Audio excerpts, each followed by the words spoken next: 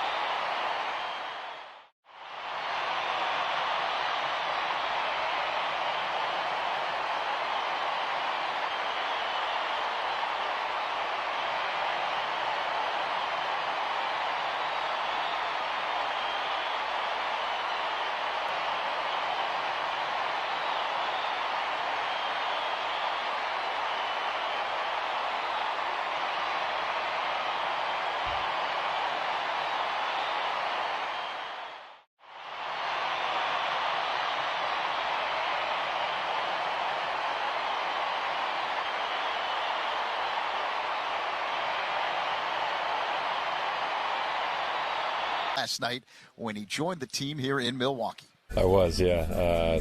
Got off the bus and got my envelope, and I looked down and said "Craig Counsel," and ran back to the travel guy and asked if he was trying to get me killed on the first day or what the deal was, and he said that Counsel was staying at home and that he'd given me his room. So yeah, very cool welcome gift and a good laugh off the bat. Yeah, it's a big suite compared to what you would normally have. Yeah, it's quite bigger than the standard room. So no, it's cool and grateful for it. Have you been able to process everything that's happened to you over the last couple of days? Yeah, I think so. Baseball wise, definitely just being able to shift gears and join the group here and get to know the guys. I think the stuff off the field will continue to get taken care of as we transition, but no, it was great to get in the clubhouse last night and talk to some of the guys and get to meet them, and then be able to do some more of that on the flight and talk to Tommy a little bit just about kind of how they do things over here. And so yeah, it's been a good transition, and I'm looking forward to the opportunity. What's the thing that they told you, Craig, Tommy, about the things that they believe can help you here? Yeah, I mean, I think, being a guy that has a high ground ball rate and the defense and infield in particular that, can really help my strengths and is a strong piece of this team. So I think that's one of the biggest things. And, I think just the staff and the support and kind of the approach to pitching and the game as a whole. I'm excited to continue to learn more, and I think that's one of the biggest things is having a good defense and being able to get those ground balls and convert them into outs. You were the longest tenured Met at the time that you were traded, but is there a sense of excitement coming to a team that wanted you and a team that's playing for something right now? Yeah, absolutely. I loved my time and I spent my whole career with the Mets, but I'm excited for the new opportunity. I'm excited. It's nice to come into a clubhouse where some of the guys already. Conforto was huge for me when I came up as a Met, kind of took me under his wing and looked out for me as a young guy, and so it's been a lot of fun, and I'm looking forward to getting to compete with these guys. You get your first start as a Cub tomorrow. What should Cub fans expect from you as a pitcher on the mound? I think as a guy that's going to take the ball and give you everything I have every 5 days. I love winning, love competing, and I think I'm going to go out there and give them what I have and try and go as deep as I can and help this team win games. Welcome aboard. Good luck, David. Thank you. Awesome. Thank you very much.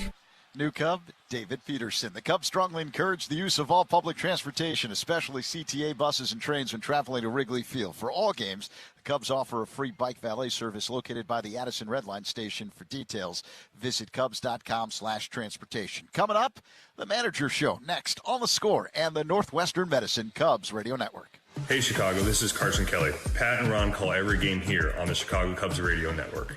Roofers and water.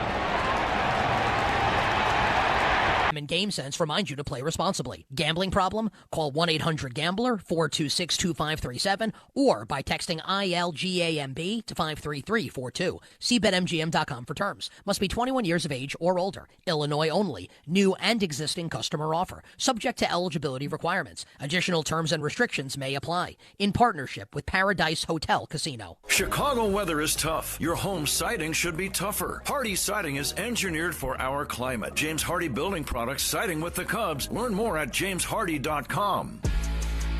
Cubs Brewers in Milwaukee. It's time now to hear from manager Craig Counsel. Brought to you by Fruity Rainbow 5-Hour Energy. Sip the fruity, candid-coated chaos. Here's Coon. Counts, let's go back to the last series.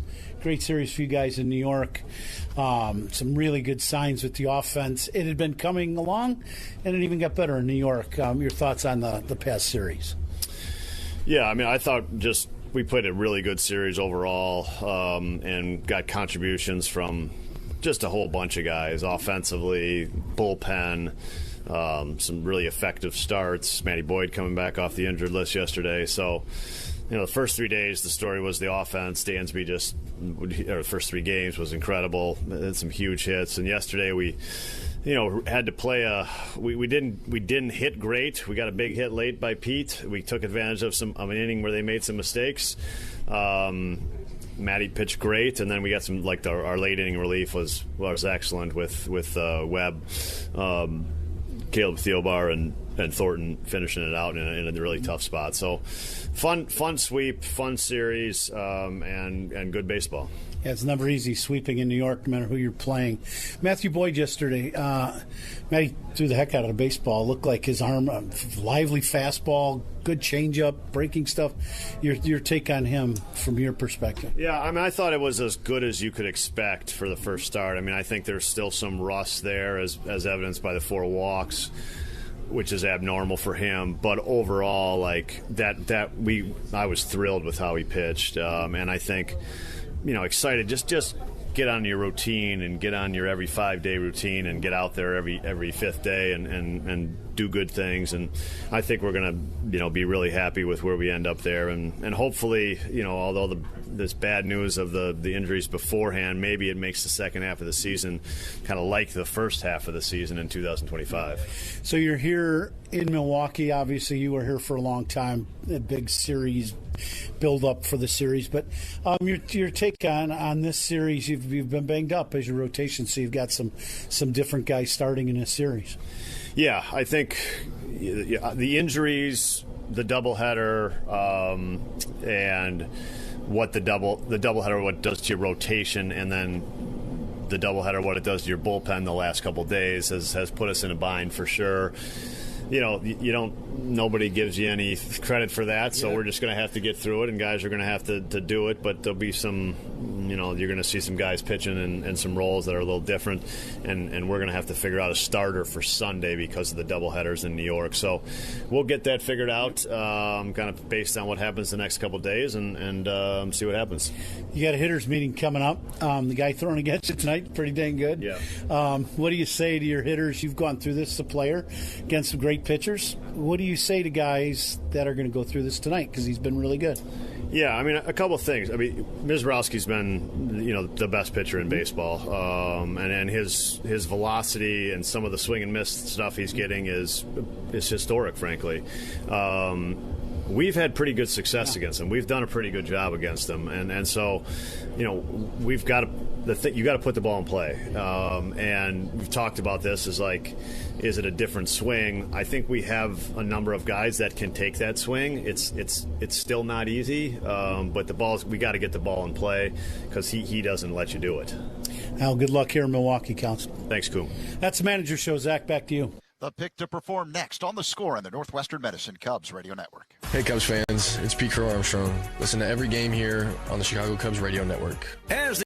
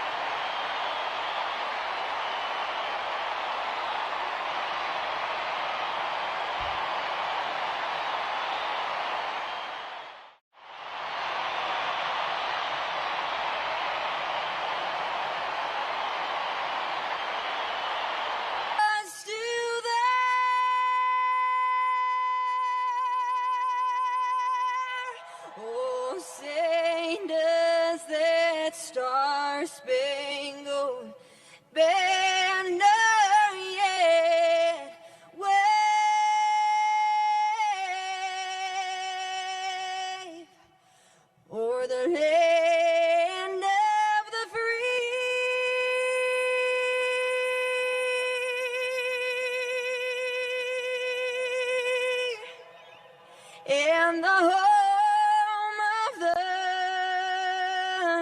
brave. Frankie Moscato performing the national anthem tonight in Milwaukee. The national anthem sponsored by the Salvation Army Adult Rehabilitation Centers and thrift stores, fueling recovery, hope, and second chances. Cubs Brewers started a 3-game set. Who are you banking on is sponsored by Busey Bank, building business, growing wealth since 1868. I'm banking on Michael Busch, who hit 3 homers in 5 playoff games against the Brewers last season. Time now for the pitching matchup, sponsored by Reagular Subaru of Kenosha. Enjoy the laid-back experience of Reagular Subaru of Kenosha. Right-hander Colin Ray going for the Cubs, the former Brewer, 5-5 with a 4.99 ERA, but he's coming off a scoreless start last weekend against Toronto. Meantime, star right-hander Jacob Misiorowski going for the Brewers, 8-3 this season with a league-low 1.45 ERA. It's time for baseball in Milwaukee. Cubs, Brewers, Pat, Ron, next on The Score and the Northwestern Medicine Cubs Radio Network. Great Cubs guests all season long. Rahimi Harris and Grody, middays 10 to 2 on 104.3 The Score. Remember.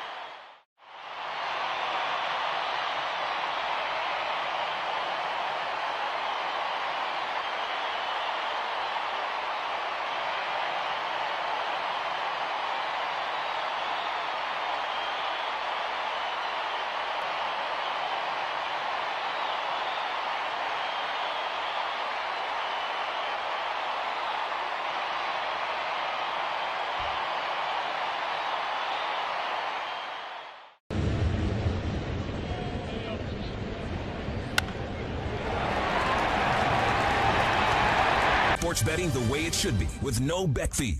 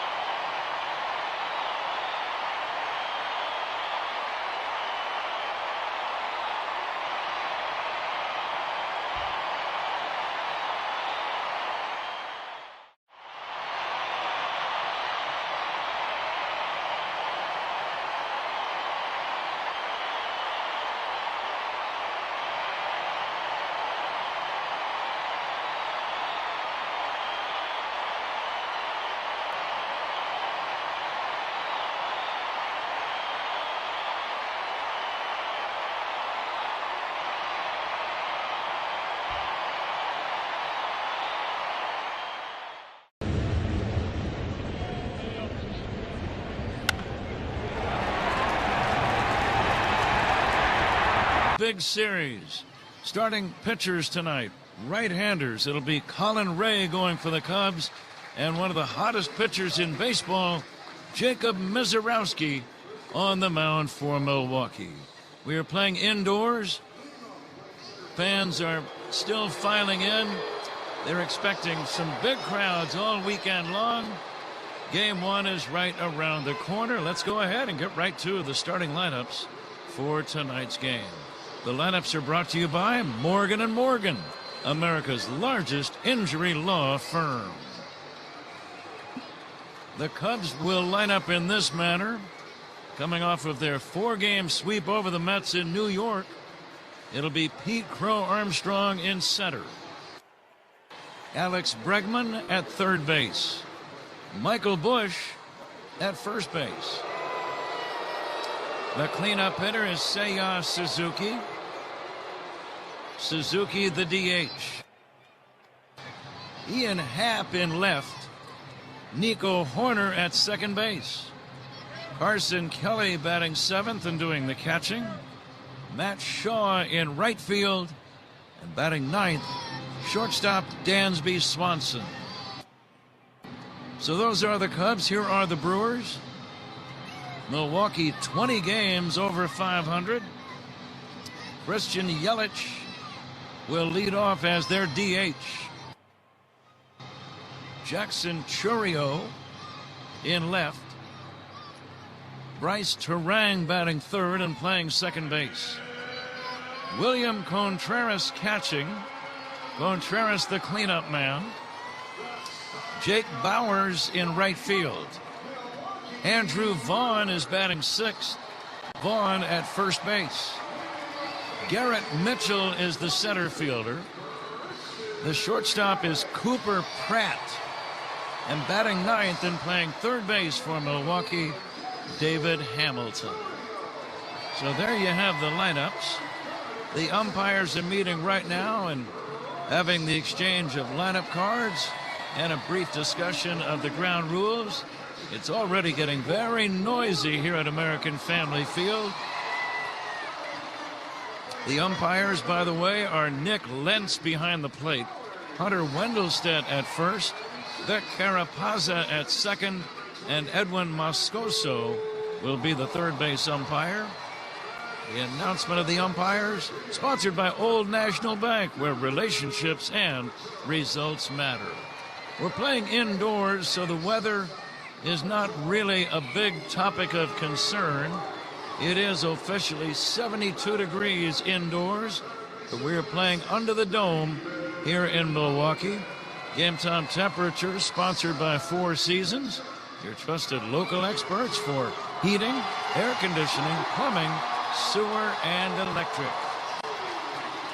Jacob Misiorowski just announced they put his picture on the board, and that's why you heard that thunderous roar from the crowd.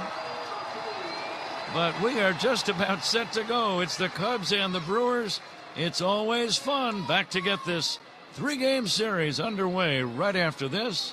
You are listening to The Score and the Northwestern Medicine Cubs Radio Network. Hey Cubs fans, it's Alex Bregman. Listen to every game here on the Chicago Cubs Radio Network. Hey, baseball.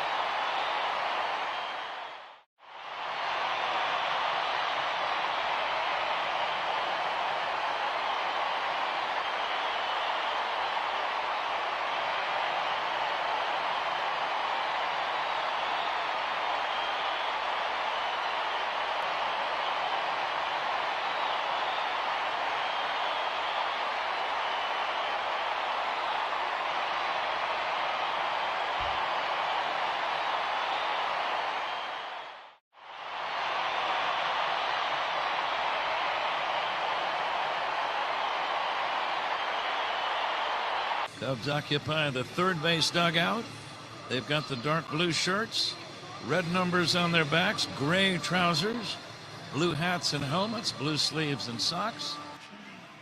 Brewers in their home uniforms, white pants, blue shirts with gold numbers on their backs, blue hats, and blue socks. Uniform description sponsored by Benjamin Moore. On the field or the walls of your home, the right team and colors make all the difference. Official paint of the Chicago Cubs, Benjamin Moore. Well, Ron, let's get right to the point. Jacob Misiorowski is quite possibly the hottest pitcher, or at least the hottest new pitcher in Major League Baseball. How do you get your hits against him? You've got to be prepared to hit the heater. You know, it's over 100 miles an hour for most of them all game long.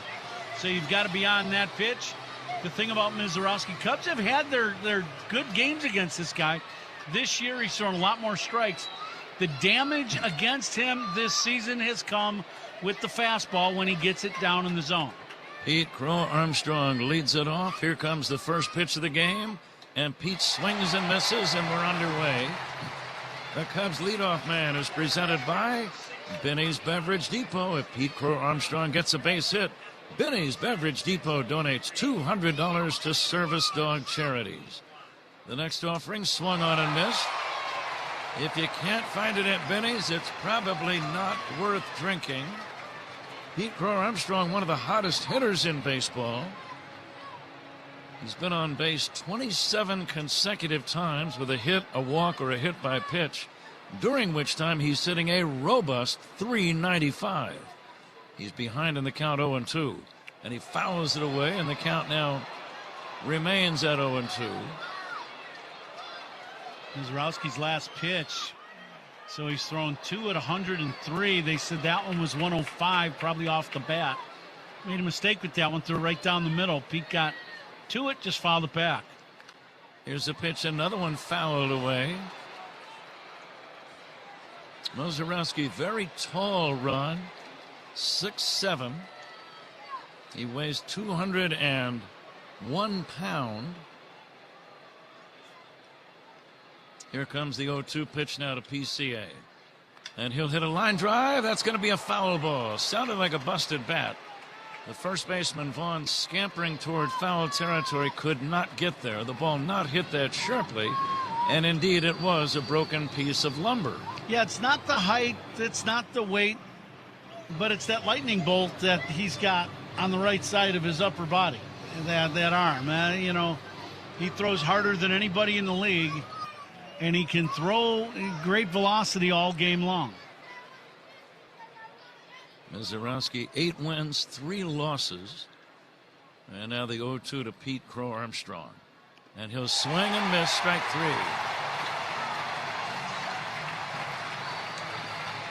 Looked like an off-speed delivery. Change-up maybe, Ron? Yeah, it looked like could be a change or a little breaking ball. I haven't seen, I think it's a hook. A little tight slider. Pete fouls this ball into the glove of Contreras for the first out of the ballgame. We're just underway, 1 down. And the batter is Alex Bregman, hitting .244. And he'll take a strike. Ron, I know you faced the best pitchers in the big leagues during your entire career. I'm going to ask you the same question I put to Craig Counsel about 2 hours ago. Here comes the 0-1 to Bregman. Swing and a miss. Of all the guys you faced, who were the most dominant power pitchers, and what was your approach against them? Well, I think you have to look back in the day of the Randy Johnson, Pedro Martinez, and Roger Clemens. Clemens and Johnson probably the better of the fastballs. Now the 0-2 to Bregman. Fastball high, 1-2. I just felt like you really had to shorten and simplify everything with the swing. If you started swinging a little hard, or you just got to pick a spot in front of home plate and try to get the barrel of the bat to the ball in that spot. Fouled away by Bregman. Still 1-2. You know, the other key is not to chase the ball out of the zone. That's really easy to say from this seat right here. Not so much when you're down in the batter's box. Now the 1-2 on the way to Bregman. Chopped foul at the plate. As you say that, Ron, under normal circumstances, when you're facing a guy that throws 90 to 95, you don't have much time to make up your mind. When a guy throws even harder than 95, you have almost zero time. Yeah, everything's got to be perfect. You've got to see the ball right. Your swing's got to be short, and you got to keep your eyes at contact the best you can. The 1-2 to Bregman is low for a ball. If the Cubs were to do well today, I would say you're going to find for the offense to do well against this guy, the one thing you want to do is extend that pitch count the best you can here in the first few innings. Pat Murphy has only had him throw one game where he's thrown over 100 pitches. Bregman lays off a high fastball, 3-2. So if you can get that pitch count up in the first 5 innings, you might be able to get 3 or 4 innings of play without him being in the game. And that's what you want. Here comes the 3-2 now to Bregman. Swing and a miss, strike 3. Back-to-back strikeouts to begin the game for Jacob Misiorowski. And the batter is Michael Busch. That last fastball, that's perfect location for Misiorowski. It's up and in, borderline strike.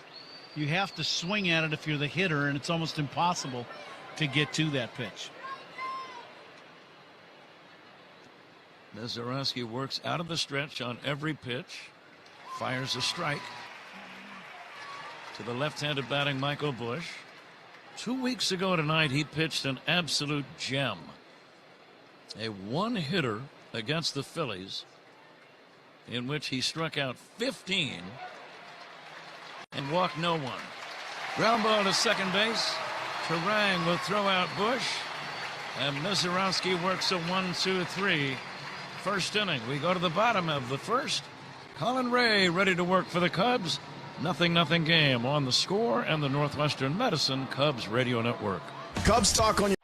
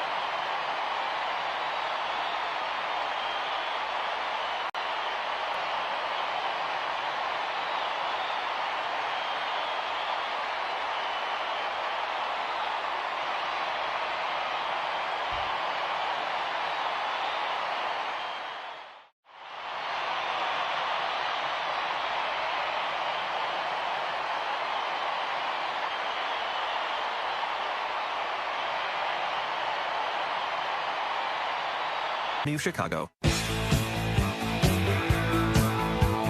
Christian Yelich will lead it off for Milwaukee. The lights are on here at American Family Field. Tonight's game is powered by ComEd. We thank you for joining us. Bottom of inning number 1. I was thinking about Colin Ray earlier today, Ron. Of course, all of the pregame publicity is about Jacob Misiorowski, his mound adversary. But Colin is a big league pitcher himself. And Yelich hits a ground ball, base hit right field. Ground ball between Horner and Busch. And Christian Yelich, a long-time guy that has tormented Cubs pitching, leads off the Brewer first with a base hit to right. Yeah, gets his first pitch fastball, inner half. Pretty good pitch to hit. 94-mile-an-hour heater, just hooked it past Michael Busch at first. And here's Jackson Chourio, but you know that Colin Ray would love to have a good game himself, being matched up against Mizorowski. Absolutely. You know you're going to get the very best of Colin Ray today. Everybody, you know, there's nothing you'd like more than to outpitch Mizorowski. Chourio takes a strike. Both teams wearing blue shirts, which is a bit on the unusual side. Chourio, a solid hitter, .296 average. He's got 10 home runs. Checks his swing, takes a strike, 0-2. First inning, powered by Invesco QQQ. Let's rethink possibility. Invesco Distributors Incorporated. Another motivating factor for Colin Ray. He pitched for these Brewers for quite some time before signing with the Cubs. Here's the 0-2 now. Bouncing ball slowly hit to a charging Swanson. Tough play. Dansby throws to first, not in time. Infield single. Runners at first and second, nobody out. Dansby made the play as well as you possibly could, but Chourio can really run. Yeah, and this is one of those plays where when you're a hitter, when you roll over that ground ball as a right-handed hitter on a pitch away, you roll over the ground ball, but your momentum with the swing takes you right down the first base line. That probably added an extra step to Chourio, and that's why he was safe. Here is Bryce Turang. Turang quite possibly their best all-around player these days. He's got 11 home runs, 47 driven in, hitting .265. Left-handed batter, showing bunt. Bunts toward third, a good bunt. Ray will throw to first. Low throw dug out by Busch. Nice play by Ray and Busch. A surprise bunt by the number 3 hitter in the first inning. Runners advance to second and third, and the batter William Contreras. Yeah, this is a play that Turang is not bunting to make this a sacrifice. This is a bunt for a base hit and to try to load the bases. It's just a very nice play by Colin Ray as he comes off the mound, bare hands this throw. A little bit low, Michael Busch with a good pick at first. Second and third, infield back. And the first pitch to Contreras is up and in. Still kind of surprised that Turang would be bunting in that spot. How about you? Yeah, no, I would agree. I would not have guessed that at all. I would think he'd have wanted to drive one in the gap or try to do some damage and drive in a run. Contreras hitting .302, tough clutch hitter. And the pitch, swing and a miss.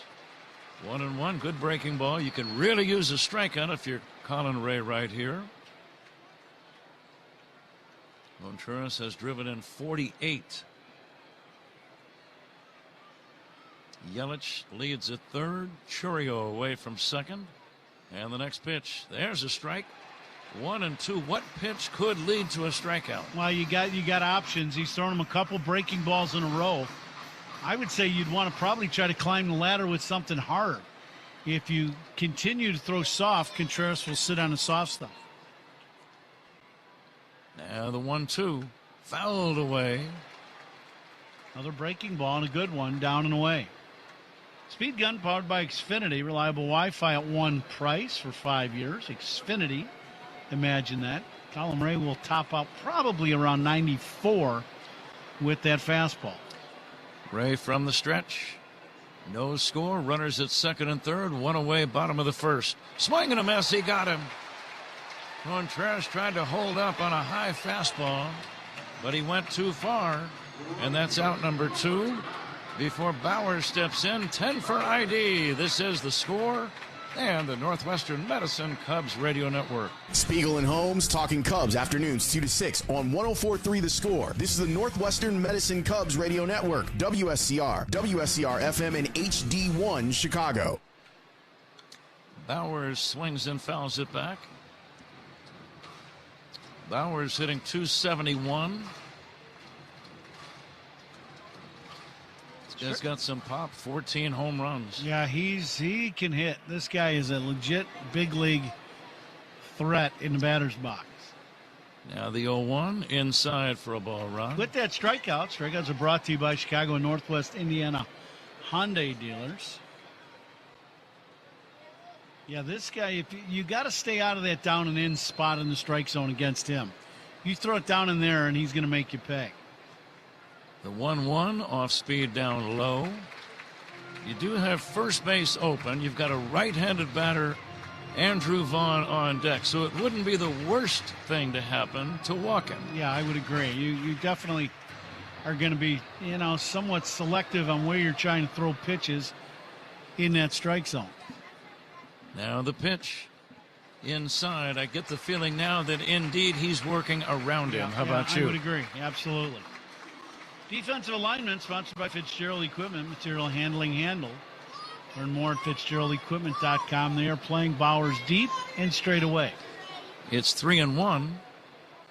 And the pitch on the way. Inside, he walked in. That was almost a wild pitch, and it almost hit Bowers in the lower leg. Very nice play by Carson Kelly to save what could have been a wild pitch. Yeah, I think it goes right back to really not wanting to let Bowers do any damage against them.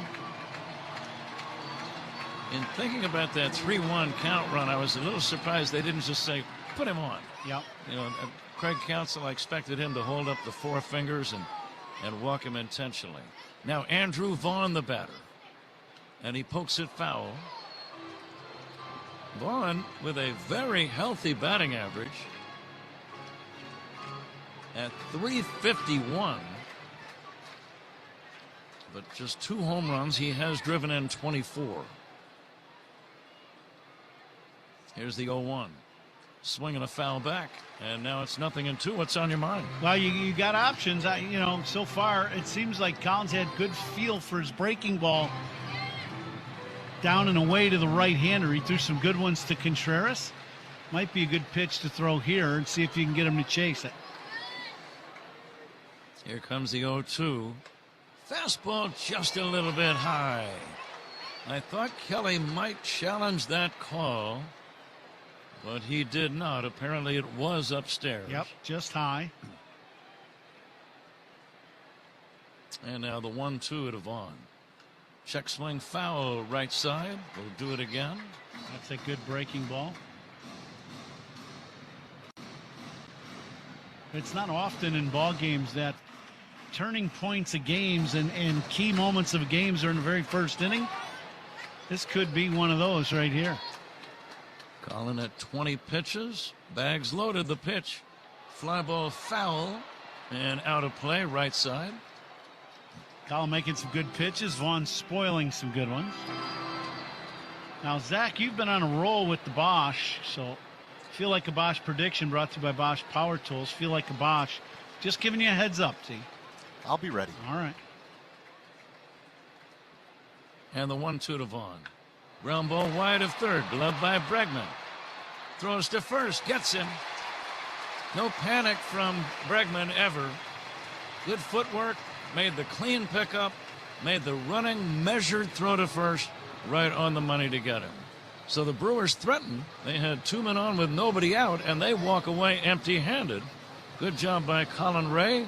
0-0 game at the end of 1 on the score. And the Northwestern Medicine Cubs Radio Network. The Cubs play here on 104.3 The Score and the Northwestern Medicine Cubs Radio Network. Chicago.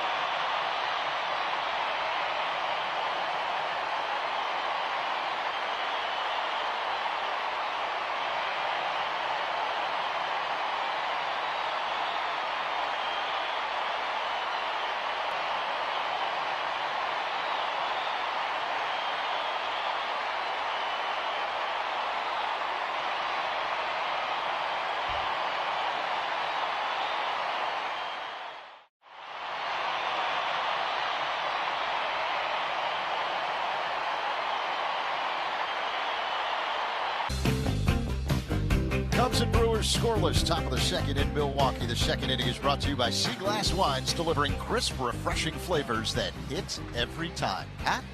Second inning, Zach, no score.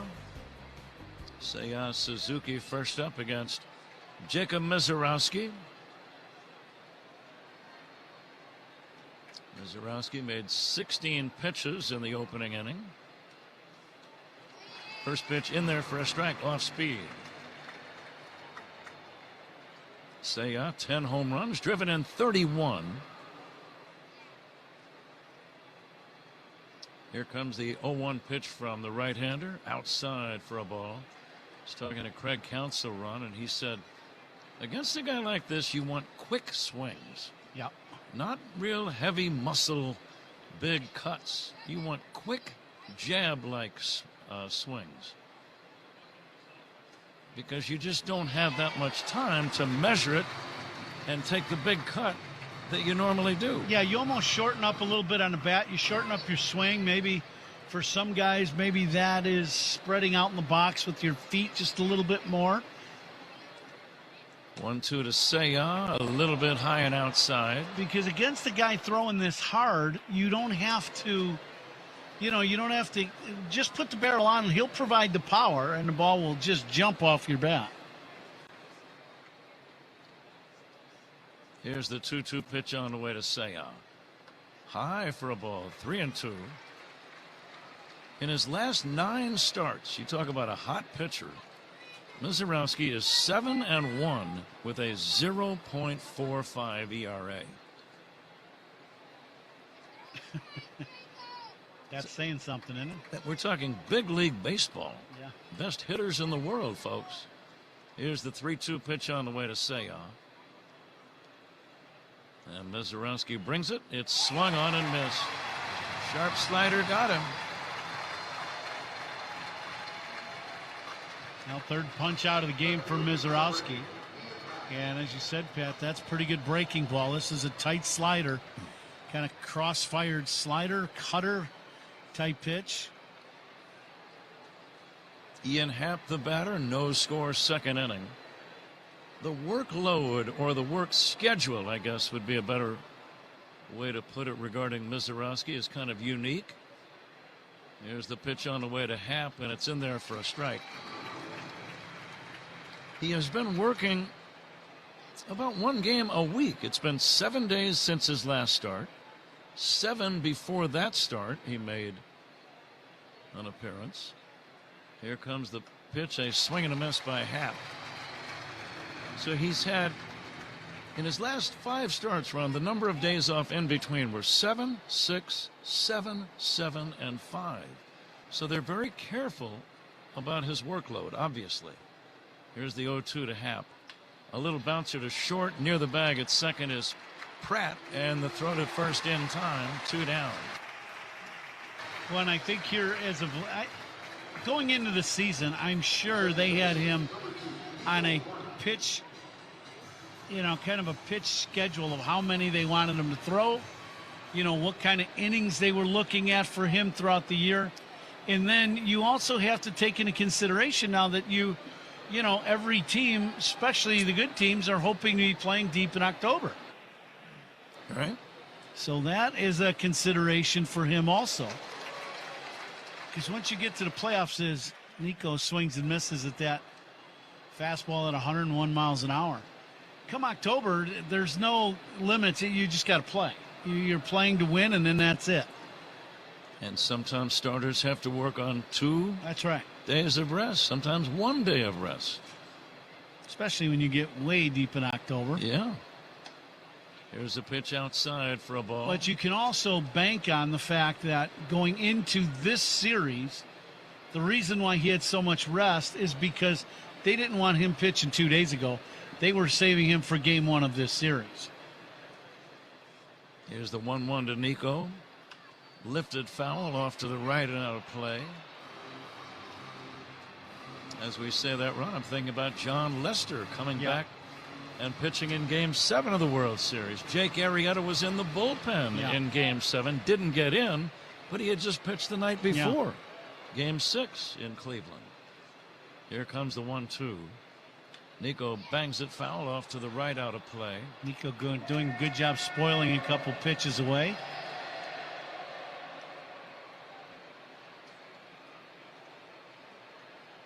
"29 pitches now from Mizorowski. That's a key number when this guy's in the game. We're in the second inning, no score. And Nico fouls another one away. See, Nico has shortened up his stroke a little bit. And this, if there's a guy that really has the swing for Mizorowski, it's Nico. He's the guy that you look at and go, okay, he's going to have the ability to drive this ball the other way and stay on top of the baseball probably a little better than anyone else. Fastball away, 2-2. Another thing, Ron, I was thinking about earlier, I don't know if there's a definitive answer to it, but when a guy throws this hard and they're fastballs that are swung on and missed, here comes the 2-2 pitch now on the way to Nico Hoerner, and he'll check swing, and that's going to be strike three. We'll get back to this question when we come back. 1, 2, 3 inning, 2 perfect innings for Mizorowski with 4 strikeouts. We go to the bottom of inning number 2, 0-0 game on the Score and the Northwestern Medicine Cubs Radio Network. Hey, Cubs.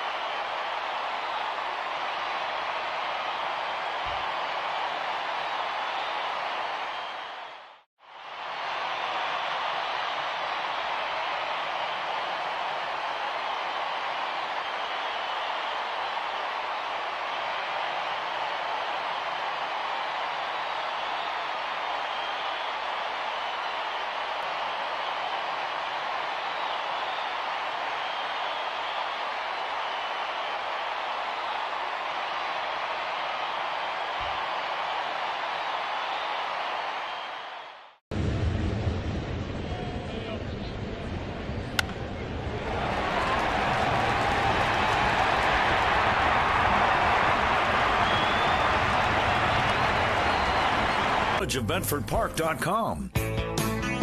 Book your roster spot at the Cubs Fantasy Camp at Sloan Park. Live the big league dream with Cubs alumni and pro instruction. Get full clubhouse access, play daily games, and a shot at a championship game on the main field. Visit Cubs.com/fantasycamp.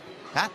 Very good, Zach. Zach will be along in the 5th inning to work with Ron Coomer.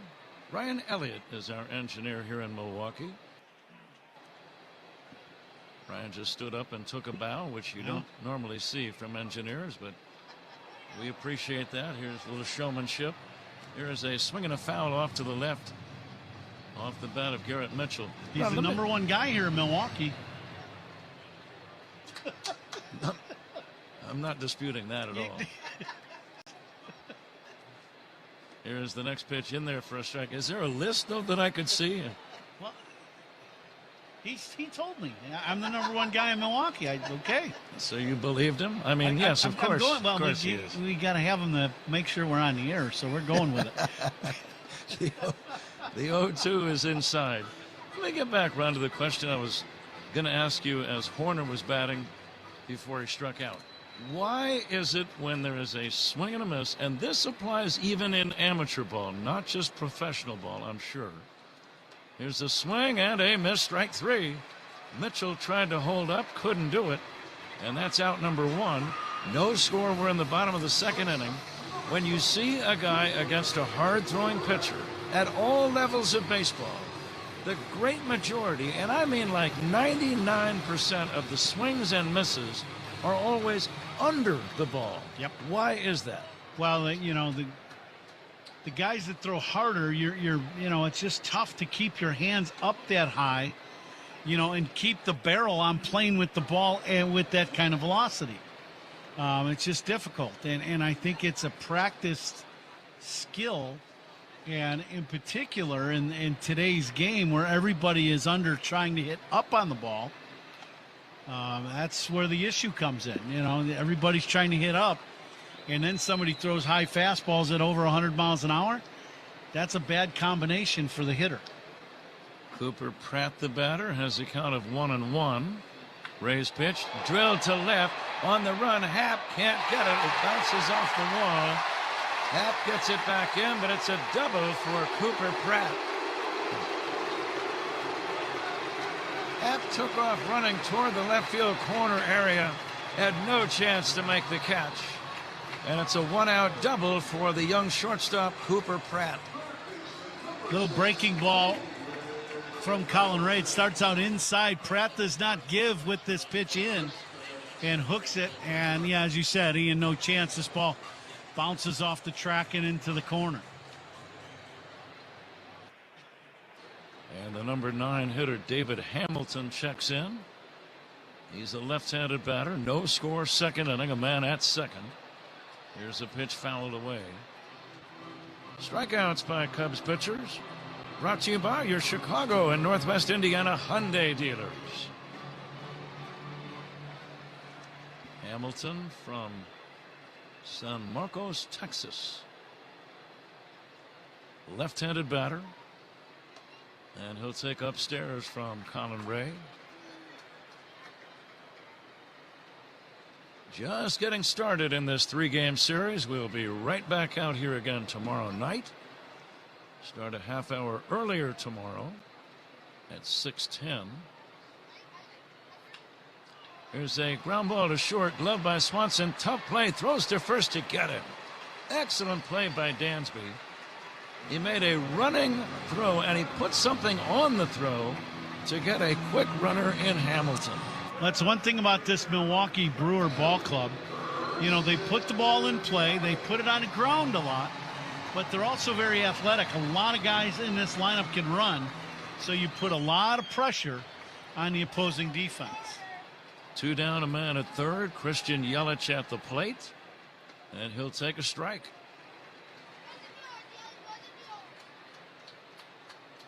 Brewers left the bases loaded in the first inning. They've got a man at third with 2 outs here in the second. And the 0-1 from Ray. A little chopper slowly toward first. Gloving it is Bush. Steps on the bag. In time to end the inning. Nice job by Colin Ray. No runs from Milwaukee. It's on to inning number 3. 0-0 game on The Score and the Northwestern Medicine Cubs Radio Network. The Cubs play here with Hall of Famer Pat Hughes and All-Star Ron Coomer on 104.3 The Score. I'm Ultima More.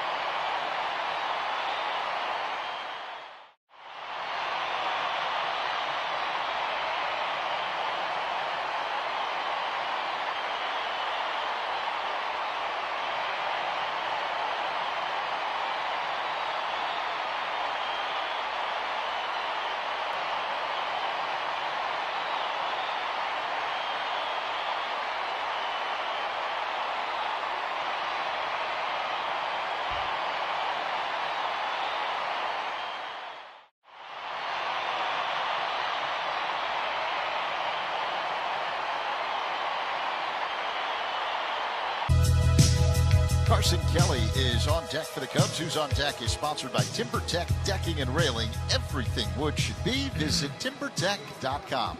Pat? Zach, it's time to play the Benny's Beverage Depot attendance game. If you can't find it at Benny's, it's probably not worth drinking. And before we make our attendance guesses, you know I like to make palindromic guesses. Yeah, I'm aware of that after all the years, yes. Did you notice what the date is today? The date today is the 26th of June. Carson Kelly leads off the third, and he'll take outside for a ball. So you're saying today's date is 6/26/26. There you go. How do you like them apples? Well, I do now. It's a palindromic date. Yeah. I bet you woke up this morning in a really good mood because of it, too, didn't you? I cheered. I was.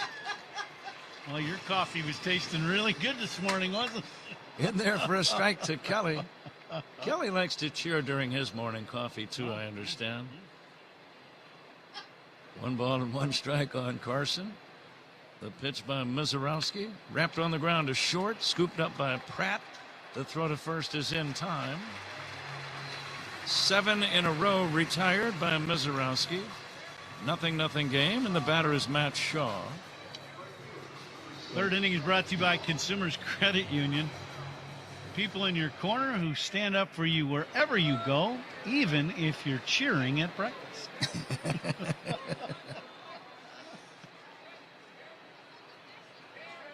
Matt Shaw hitting .246.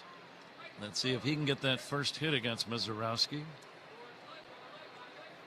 It would appear to be a sellout. I see fans in every section, every corner of every section of this ballpark.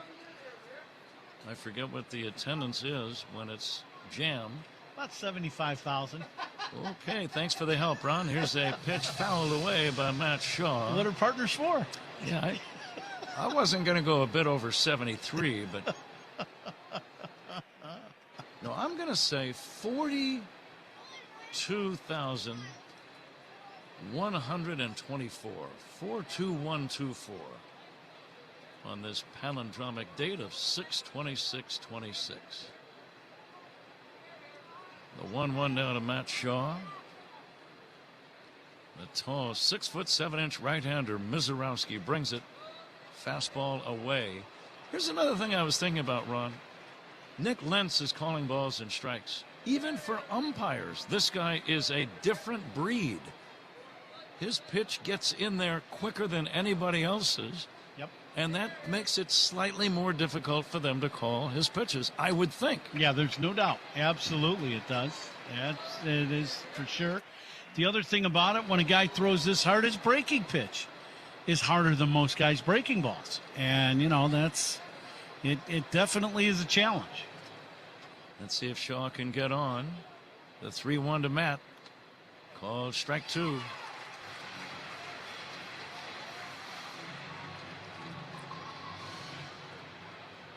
Cubs have not had a base runner yet against Mizorowski. 1 away in the third. 0-0 game. And the payoff pitch to Shaw. Lifted foul and out of play. Pretty good cut. Yeah, that's probably the best swing someone's had off Mizorowski so far in the game. Coming to you live all season long from the Invesco QQQ broadcast booth.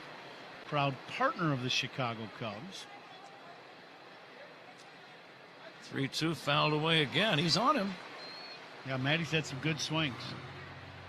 I will go 41,800 for my guess today. And I'll go 40,500. So we're all set. The Benny's Beverage Depot attendance game. Shaw takes outside. What a quality plate appearance that was. That's one of the best plate appearances I think I've ever seen him have as a big league hitter. Yeah, that was good, you know, against the, you know, it's the best pitcher in the game right now, hardest thrower, Matty. 2 things happened. 1, he didn't chase, and 2, he got that front foot down early, so then the swing could be on time, and he was on time with all the fastballs. Mizorowski actually lost his last start to Atlanta. Dansby Swanson grounds one to short. Charging is Pratt. Go to second one. The throw to first. Double play. 6-4, 3-inning ending double play. No runs, no hits, none left. We go to the bottom of the third. 0-0 game. Cubs and the Brewers on the Score and the Northwestern Medicine Cubs Radio Network. Hey, Cubs.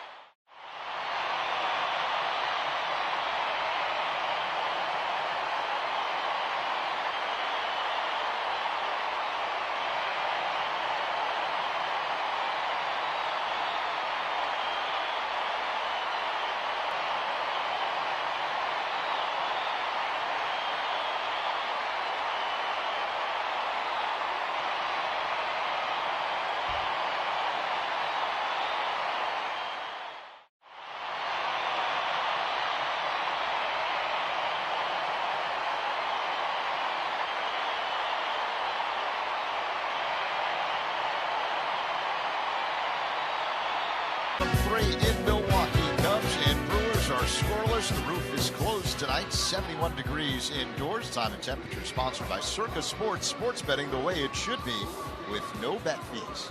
Pat? Colin Ray has worked a couple of scoreless innings. Got out of a bases loaded jam in the first.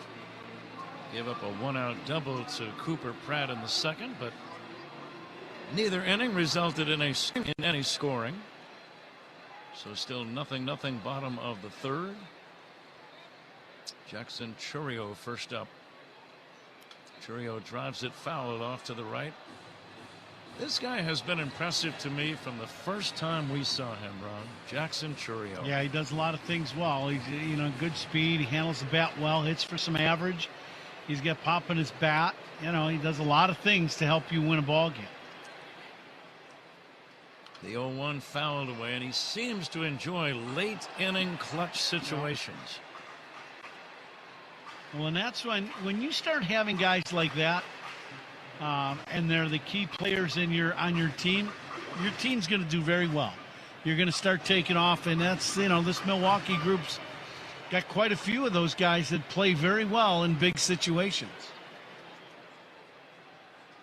Here comes the 0-2 to Chourio. It's taken high for a ball. The second baseman is in that group. Terang. Sure. Obviously, the DH tonight. Christian Yelich is in that group. Bowers, I would say, is a very good clutch hitter. Foul drive off to the right. Count remains 1-2 on Chourio. Off the top of your head, when you go through four guys in the lineup that are all guys you'd rather not see at the end of a game, that's pretty good. They are a very good clutch hitting team. Fly ball to right, deep but playable for Shaw. Near the track, makes the catch. Routine. One down. No score. Bottom of the third. The batter is Bryce Terang. Looking at the records of the two teams, the Cubs have actually played 3 more games than Milwaukee has at this juncture. The Cubs are right at the 81 game down and 81 to play, including this one here tonight. So that's the exact midway point. And you can always play the on the pace for game if you like, not just with teams' records, but individual performances as well. For example, the Cubs are on a pace for 88 wins, which would probably get you a playoff spot. It probably would not get you a division title. It might, but I would doubt it. Here's a swing and a liner foul down the left field line. Milwaukee is on a pace to win right around 100 games. But 88 wins? Certainly not bad. No, absolutely. I think, after year one, Craig Counsel said we have to put together a ball club that's going to be around that 90-win, a 90-win team. That's what you're looking at. Grounded weakly to the right side. Horner up with it. Throws to first in time. And Terang is out number 2. So one second baseman has just bounced out to the other. And here's William Contreras. Punched out in his first at bat. A really good sequence. Pitches by Ray. Had a couple sliders. They can stay alive, just barely stayed alive, and then got him out with the high fastball. Contreras fouls it away.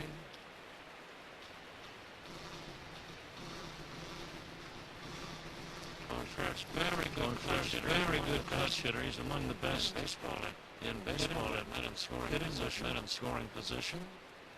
48 RBIs already for Contreras. He fouls this one back. Nothing in two.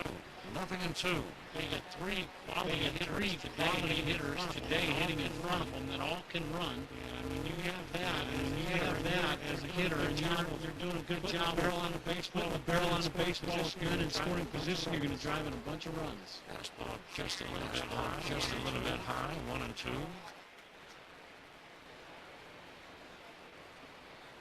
Started their trip by sweeping 4 in New York against the Mets. And the 1-2. Curveball just missed. Cubs now run at Swift. 4-game series in the first half of the year. Cincinnati and the Phillies both at Wrigley early in the last 4 nights. In New York. There's a breaking ball away, 3-2. It's been a roller coaster ride this season for the first half. A lot of that, the ups and downs the Cubs have experienced. You can go right back to help. And who's been available on the mound at the bottom line of it. Matthew Boyd did a nice job last night. There's a foul off. Good to see him back. Pitching for the Cubs. He was an important part of the rotation a year ago. He was one of those guys that, very much got the Cubs to the playoffs. There's no doubt. Yesterday I thought he looked really good. His fastball had great life on it. Contreras takes outside ball 4. It's a two-out walk. Nothing game. Third inning on the batter, Jake Fowler. I think for Matthew, he'll be a little stronger too. He hasn't pitched since early in the week. Rehab assignments are good, but that's not the big one. I thought yesterday he threw exceptionally well. Very good fast for the two-seamer at the top of the zone was. Excellent changeup. I just very sharp for him. Nice pickup by Horner. Toss to Swanson. It's a 4-6 fielder's choice. Comes to an end. Don't score and lead one on to inning number 4. Cubs in nothing game. On the score. It's in Northwestern Medicine Cubs talk.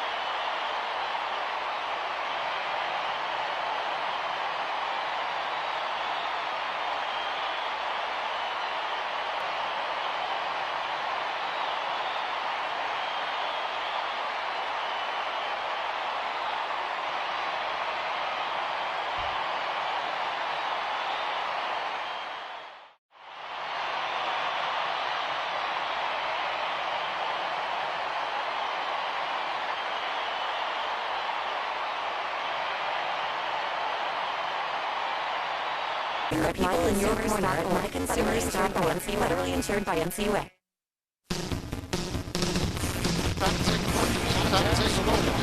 Scoreboard sponsored by CUBS. CUBS Citgo apps at 23 cents per gallon on your first press. Games on the press. Sixth inning. All over the Astros. 8-0. James Outman with a 3-run home run. His second of the year. Reds and Pirates are tied at 4 in the bottom half of the 6th inning. Tyler Stevenson with an RBI single for Cincinnati. Pete Armstrong will lead off this 4th inning. Swings and fouls it back, Zach.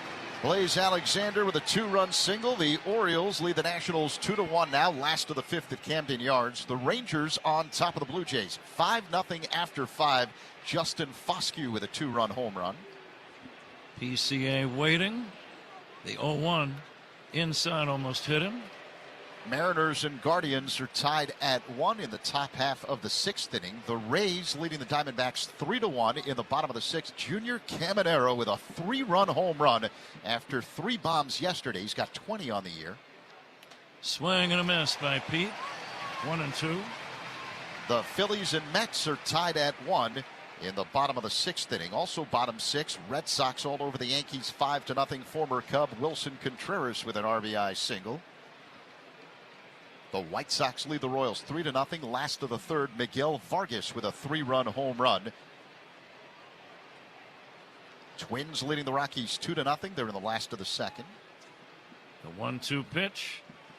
Inside check swing, no swing. 2-2, Zach. Top 2, Marlins and Cardinals are scoreless in St. Louis. And the other games have yet to start. They're being played out west tonight. All right, Zach, thank you. Let's see if Pete can get on. He takes a fastball high. And the Brewers are going to challenge that last call. Yeah, high fastball up and away. Ball strike challenge sponsored by Northwestern Medicine. Oh. Control confirmed. Milwaukee has 1 challenge remaining. It missed by a whisker.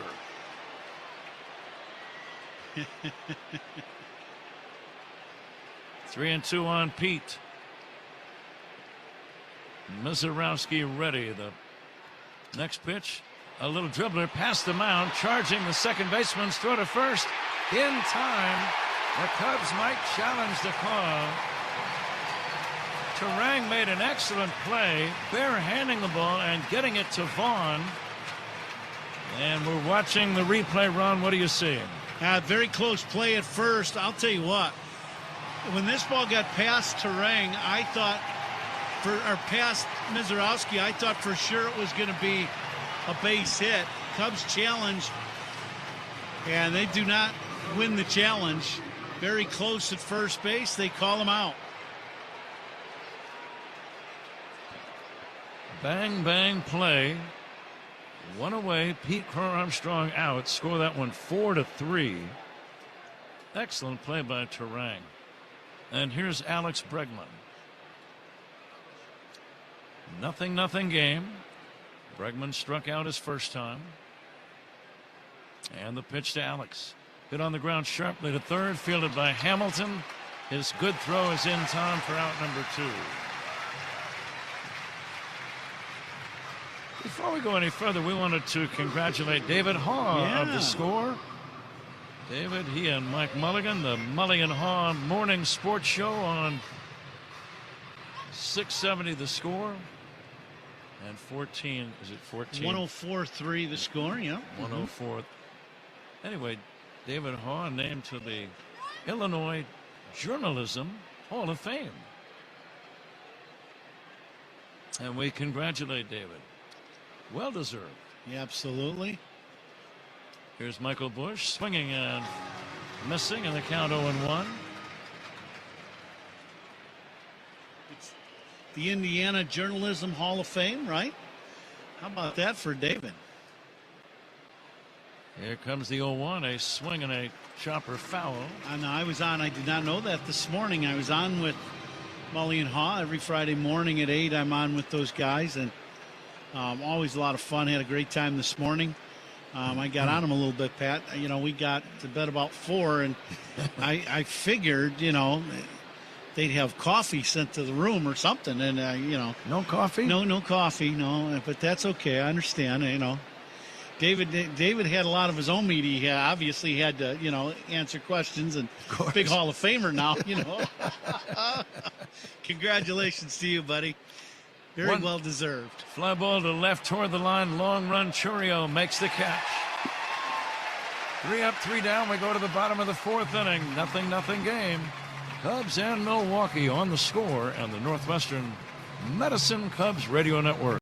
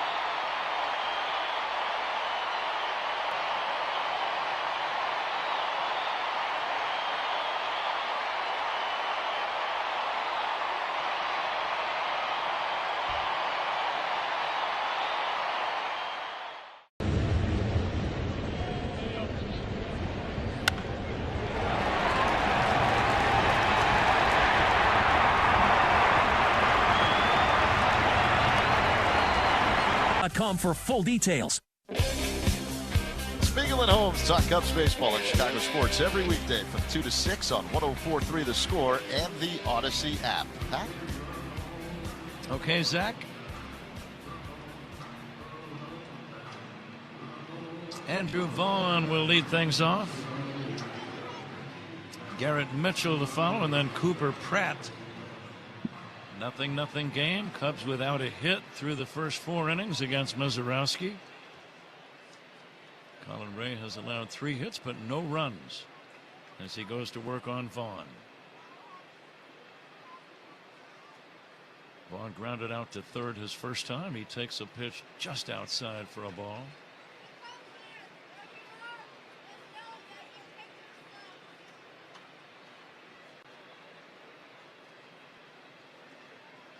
And the 1-0 pitch on the way.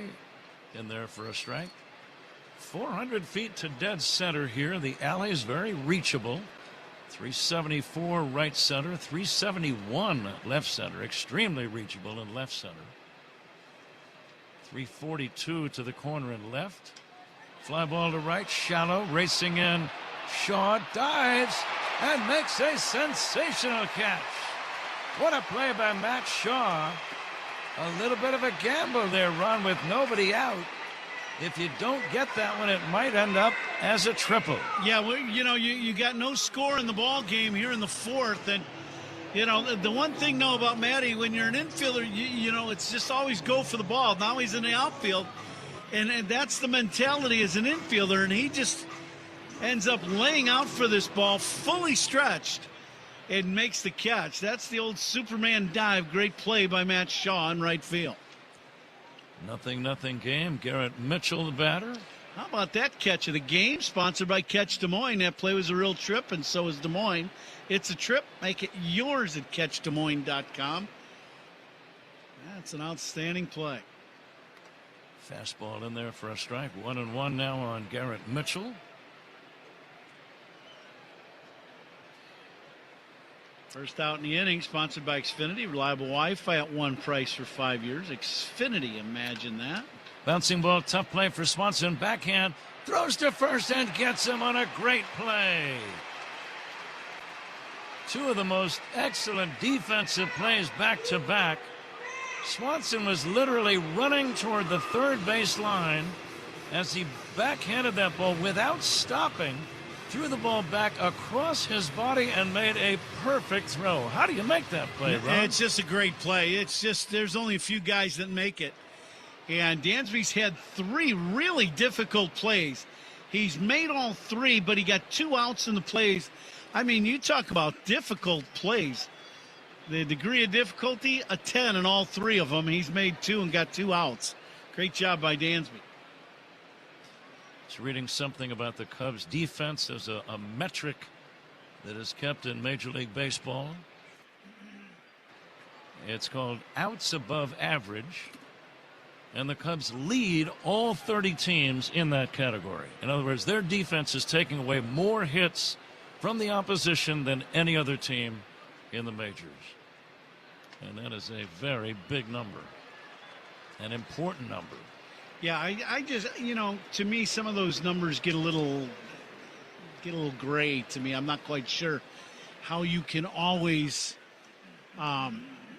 say who's doing what, but I'll tell you what, the eye test for the Cubs defense passes with flying colors. Yeah. I would take the Cubs defensive ball club against anybody else's in the league.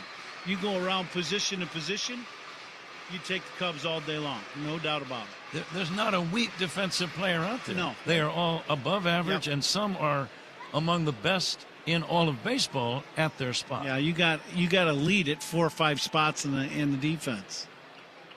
Cooper Pratt, the batter, hits it foul off to the right out of play. Growing up as a kid, Ron, you always hear about hitting and pitching. Yeah. And obviously they're both extremely important. I would say after all these years, I would almost put defense right alongside of team importance with the hitting and the pitching. Yeah. Well, they with the pitching, unless you got a bunch of strikeout guys, the pitching relies on this good defense. We saw it in the last series. The Cubs defense just way outplayed the Mets, big time. And you look at that series, the Cubs win the series, 2 of those ball games because of them making the plays and the Mets not. Mm-hmm. Yeah, the Mets really were struggling. No score, bottom of the 4th, 2 down, bases empty. The pitch to Cooper Pratt fouled away.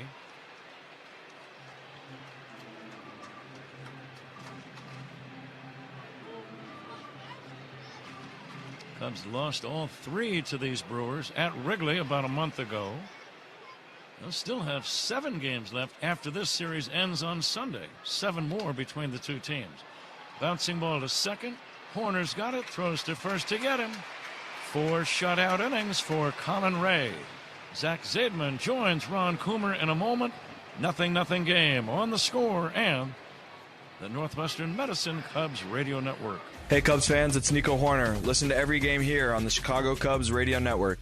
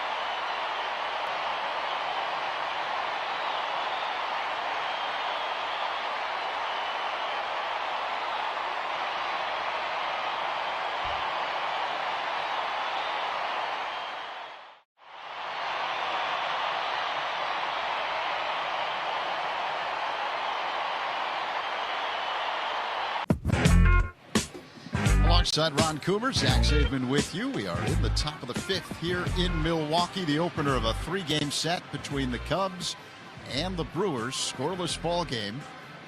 Cubs entered play second place in the National League Central, trailing the first place Brewers by 6.5 games in the standings. And after the Cubs' 4-game sweep in New York to start the week against the Mets. Seiya Suzuki, Ian Happ, Nico Horner due up for the Cubs here in their half of the 5th inning against Mizorowski. A flamethrower, works on the first base side of the rubber. Mizorowski kicks and delivers, and Suzuki looks at a ball off the outside, a cutter that missed. 1-0. Cubs still looking for their first hit of the ball game against Mizorowski tonight. The only man to reach base, Matt Shaw, who walked in the 3rd. The pitch. Suzuki with a check swing, called strike, fastball for Mizorowski. 1-1. I did not think that pitch was a strike. Catches the outside corner.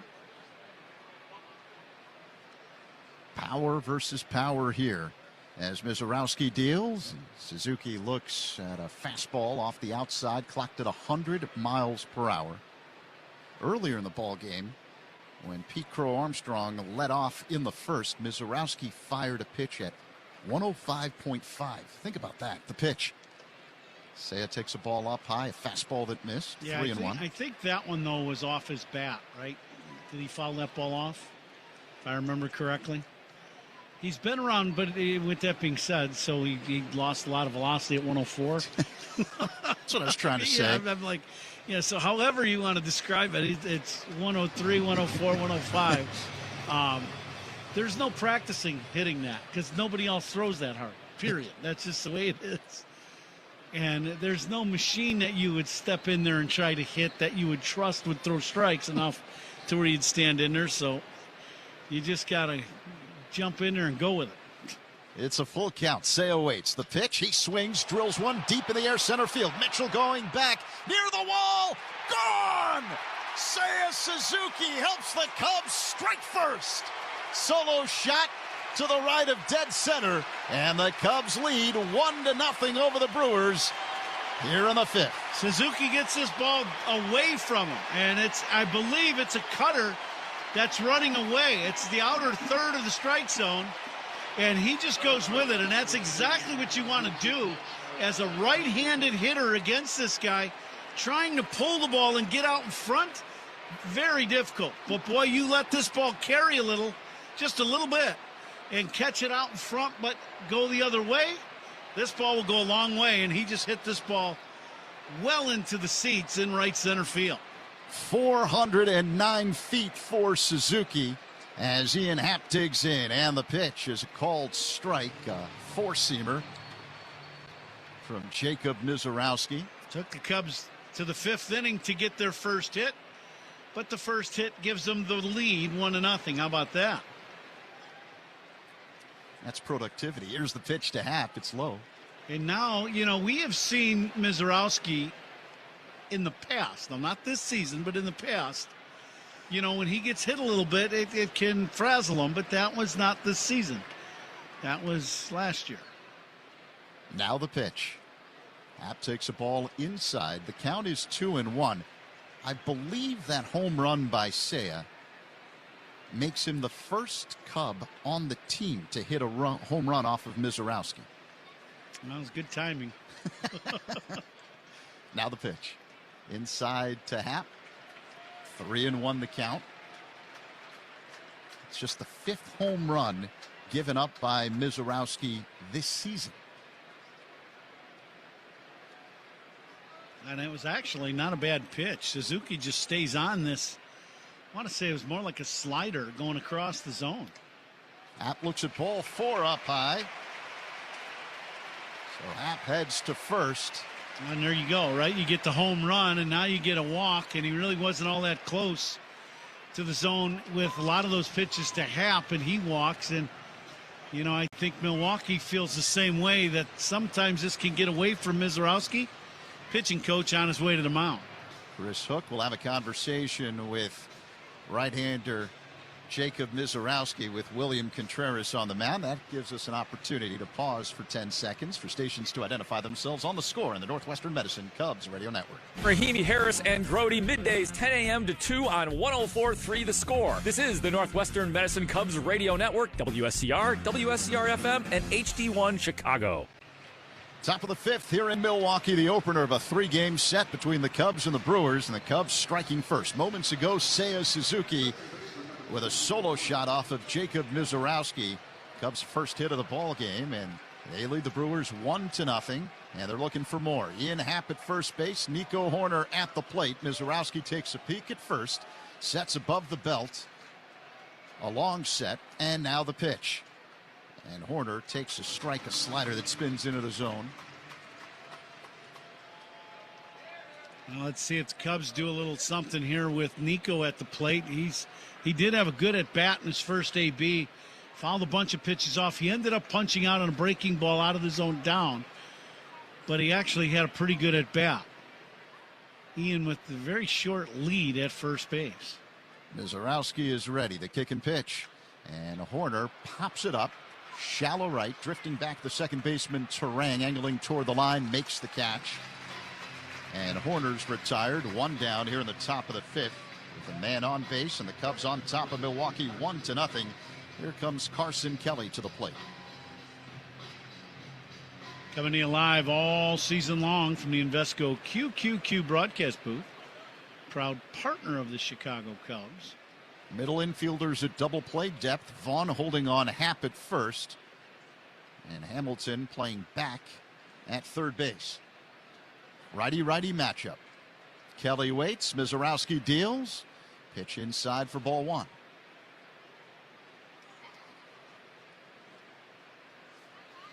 Defense in center field. Center fielder Mitchell playing about 2 or 3 steps to the opposite field against Kelly in center. The 1-0. Way outside. I think that goes right back to just the velocity that Mizorowski has, and his where he likes to pitch is away to the righties into the lefties. That's the natural side that he gets the ball to probably the easiest. The count is 2-0. Kelly waits. Here's the pitch. And this one's foul back, out of play, off to the right. 2-1. Roof closed here at American Family Field, but the window panels beyond the outfield fences are open. 71 degrees inside tonight. The pitch is a called strike, a fastball clocked at 101 miles per hour from Mizorowski. Near the top of the zone, outer half, 2-2.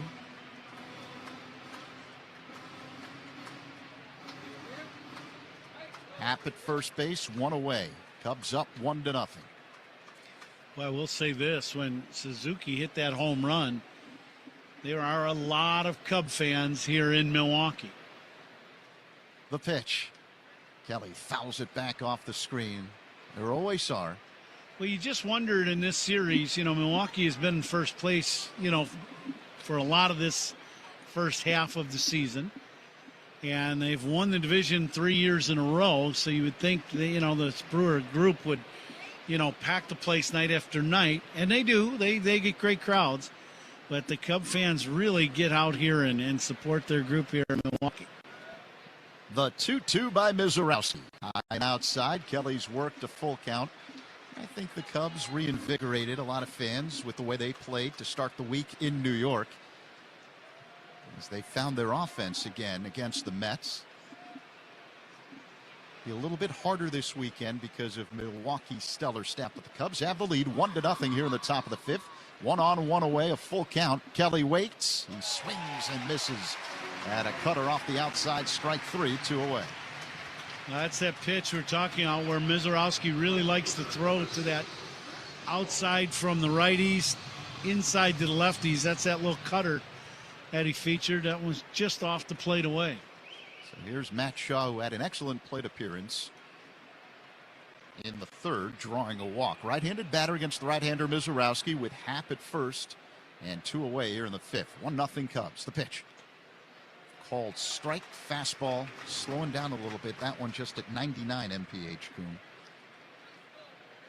Yeah, you see, he rushes it up there hard for a long time in these ball games. Pitch count now here in the fifth at 76 pitches in the game. The 0-1. Shaw swings and misses at a fastball, 101 miles per hour. Shaw in the hole 0-2.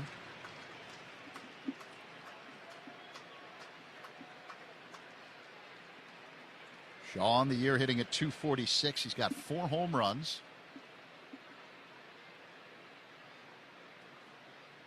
Mizorowski delivers. Way outside. It gets by Contreras, rolls all the way to the backstop, and Happ will take second on the wild pitch. Wild pitch as Mizorowski threw that one quite a bit out of the zone away. Another one of those kind of sliders or cutters, and with Contreras on that one knee on that side, you really can't move that way. Couldn't get to that ball. But now Happ's in scoring position at second base. 2 down here in the top of the fifth. 1-2 the count on Shaw. Boy, Cubs could use a big base hit from Matty. It's be an ideal time to give up on the pull of the ball and try to shoot this ball the other way. Let's see if he can do it. Mizorowski sets. Here comes the 1-2.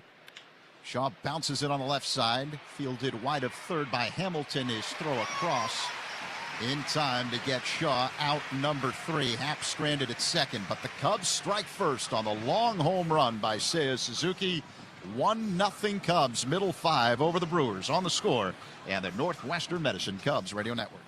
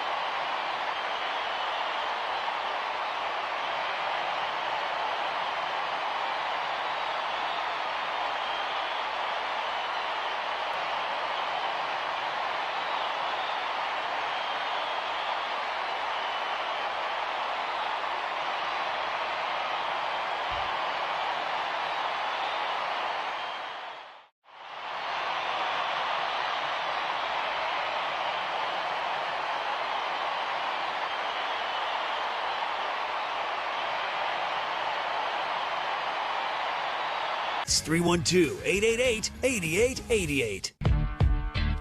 They really know how to party here between innings at American Family Field.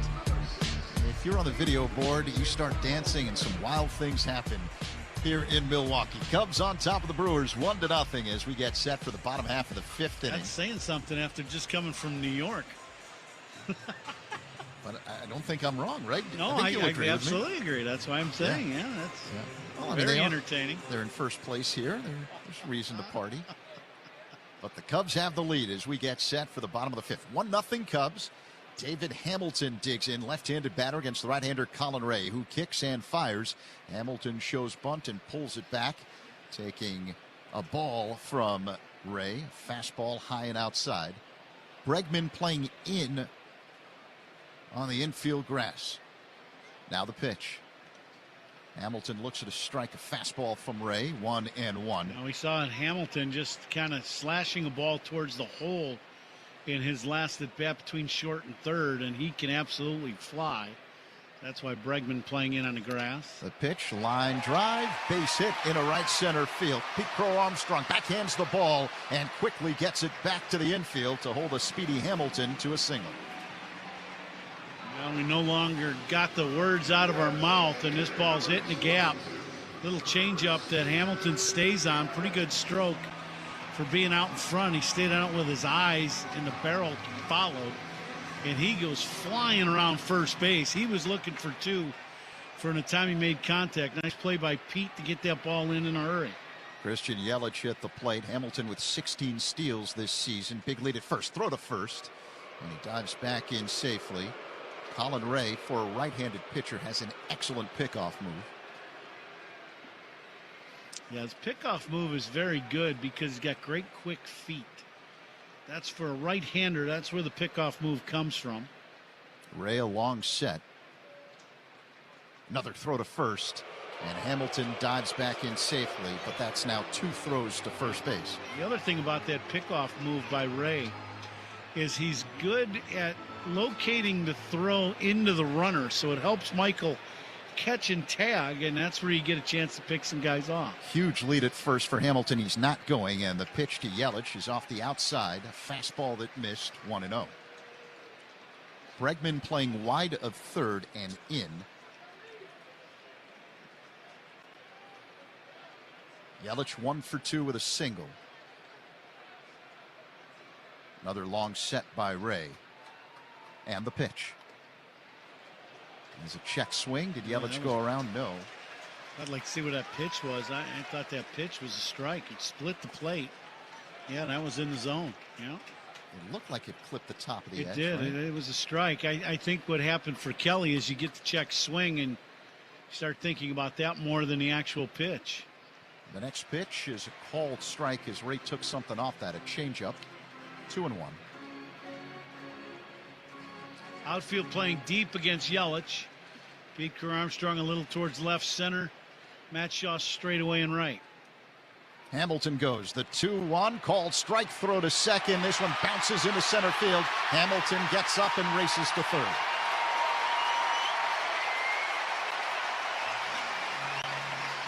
Stolen base for Hamilton. This will be an error on Kelly. And this is probably a play that I think Dansby would probably like to have over. You're not going to get Hamilton. He gets a very good jump. This throw is low. And what you really want to do, even though this throw is into the runner, is come off the bag and really just make sure you keep this ball in the infield. And once it gets past Dansby, it goes into center. Now ran at third base and nobody out. Cubs with the infield in, 2-2 the count. The pitch to Yelich, a swing and a miss, strike 3 as Ray gets Yelich with a slider, 1 away. Big pitch by Colin. That helps for the short term, but an excellent slider down and in. I believe it was a slider. Yeah, slider down and in. Yelich right over the top of it. Good downward tilt on that last slider by Colin Ray. Strikeouts by Cubs pitchers brought to you by your Chicago and Northwest Indiana Hyundai dealers. The batter now, Jackson Churio, right-handed hitter. Infield still in for the Cubs, man at third. The pitch. Churio hits a pop fly. Shallow right, Horner drifting back, racing in Shaw. It's Shaw, the right fielder, who makes the catch, and Hamilton has to stay at third, 2 away. That's a great play by Matty, and no matter what happens, Nico's going to catch this ball, and they're not going to score because he's aware that he's got to get rid of it right away. But if Shaw can come in from right and field that ball, it absolutely shuts down the thoughts of trying to score. Great play by Matty, who's not a natural outfielder by any means, is learning the position early in the season on the fly. Made a very nice play. Second play by Shaw today that's been good in right field. Bryce Terang at the plate. The pitch. Terang fouls it back off the screen. 0-1. Infield now back with 2 away and a man at third. Here in the bottom of the 5th. Cubs up 1-0. Bregman playing just about even with the bag, and now he backs up wide of third. The 0-1. Terang swings and misses at a fastball. 0-2. Really good high gas to Terang there. That one, middle of the plate, but up at the top of the zone. That was a good pitch. We should remind you the first out was sponsored by Xfinity. Reliable Wi-Fi at one price for 5 years. Xfinity, imagine that. 0-2 the count with Hamilton at third, Turang at the plate. Ray deals. Swing and a miss. Strike three. As Ray zips a fastball by Turang, and Hamilton stranded at third base. After 5, it's the Cubs on top of Milwaukee, 1-0 on the score, and the Northwestern Medicine Cubs Radio Network. Hey, Cubs fans, it's Craig Counsel. Listen to Every Game here on the Chicago Cubs Radio Network.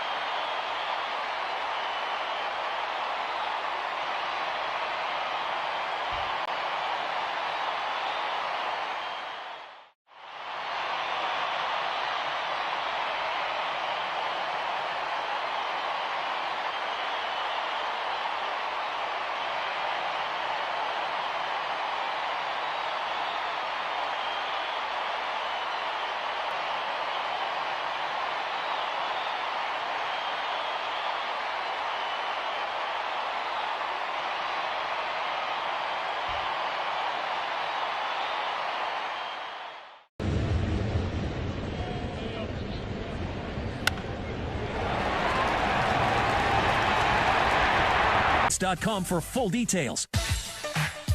Dansby Swanson's on deck for the Cubs. Who's on deck is sponsored by TimberTech Decking and Railing. Everything wood should be. Visit TimberTech.com. Pat? Cubs on top. Zach, thank you. 1-0. A solo home run by Seiya Suzuki in the 5th inning is the difference. As we go to inning number 6. A home run by Seiya to right center.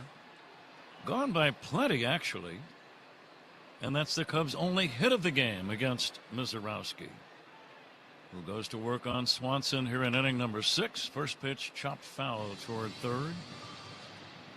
Dansby chopped into a double play his first time. He has made a couple of sparkling defensive plays. Some very fancy leather flashed behind Cub pitcher Colin Ray in this game. Next offering is inside 1-1. There's a lot of room in foul territory in this ballpark.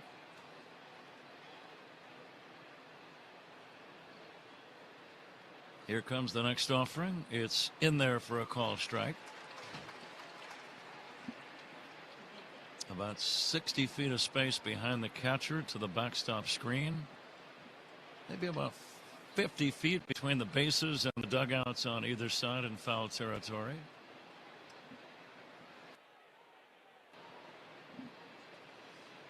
One to nothing Cubs here in the 6th inning. Swanson waiting for the 1-2 from Mizorowski. And he swings and misses, strike 3. Pretty good breaking ball there by Mizorowski, down and away to Dansby. Tough pitch to hit. See what's on tap here in the 6th inning, sponsored by Flight by Yingling, the next generation of light beer. And the only ball in flight tonight is off the bat of Seiya Suzuki for a big home run off Mizorowski, and the Cubs lead 1-0. Pete Crow Armstrong, the batter, swings and misses. 6 strikeouts for Mizorowski.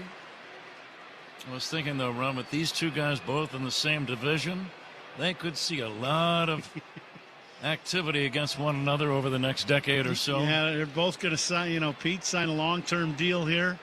Mizorowski's going to be here a long time also. Yep, they're going to sign long deals. The 0-1 in there for a called strike. Pete tonight has struck out and grounded out. He's got that string going of 27 consecutive games reaching base on a hit, a walk, or a hit by pitch. Here's the 0-2, swinging a foul back.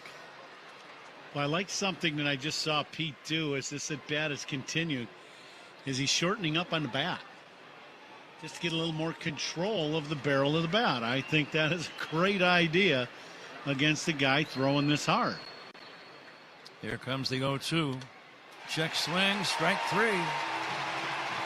Out number 2. 7 strikeouts for Mizorowski. So he's getting through this 6th. He's got 2 outs in the 6th, so 5 2/3 innings. But his pitch count's at 87. So now you're looking, would he even come out for the 7th inning no matter what happens in this at bat to Bregman? Bregman pops it up foul and back out of play.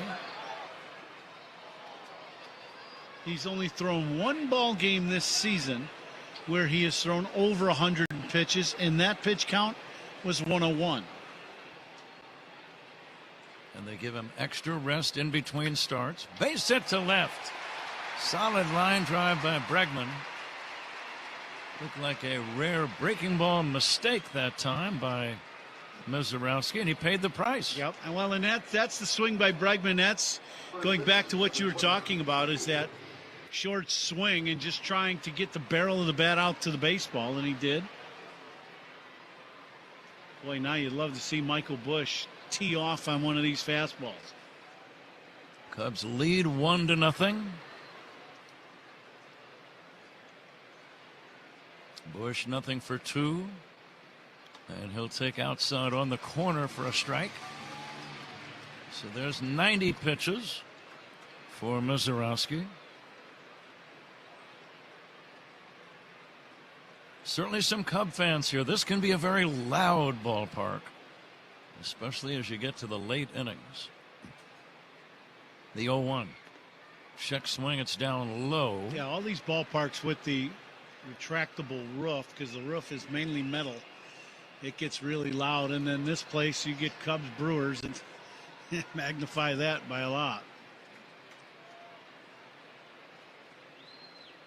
Here's the 1-1.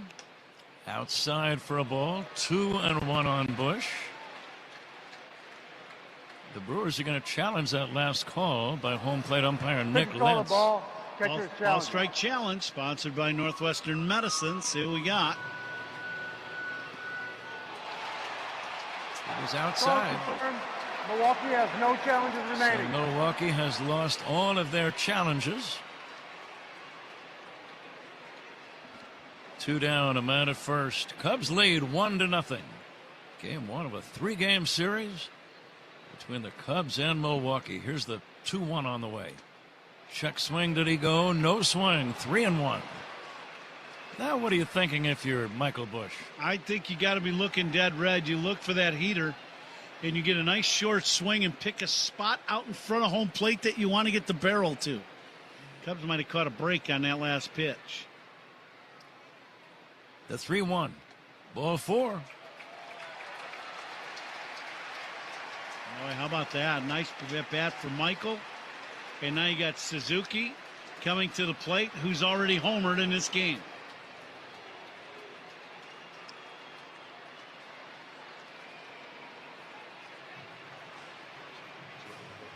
Pitching coach going out there with a slow walk out to the mound. Chris Hook, the pitching coach. Good name for a pitching coach, Hook. Yeah, but I don't see any activity in their bullpen run as I look out to left center. Some guys are limbering and kind of stretching, but I don't see anybody playing catch. And now I will. I was going to say, I think Hook probably called, said this is who we want, and then started walking out there and took his time. They get a righty warming up out there in the pen now. Cleanup hitters, Patrick. They're sponsored by Chicagoland's appliance leader, Grand Appliance. Get your all-star Samsung kitchen today at grandappliance.com. 2 outs, 2 on. Cubs already lead by a run. We talk about a time for a 2-out hit. Suzuki with a home run for the game's only run as he waits. His homer came in the 5th. And Seiya takes a strike 0-1.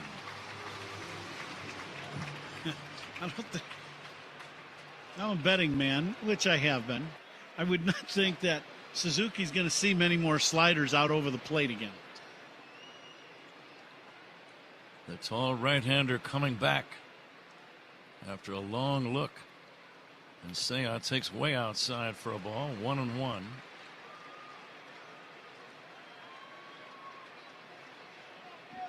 They say his home run was a bomb to left or right center field.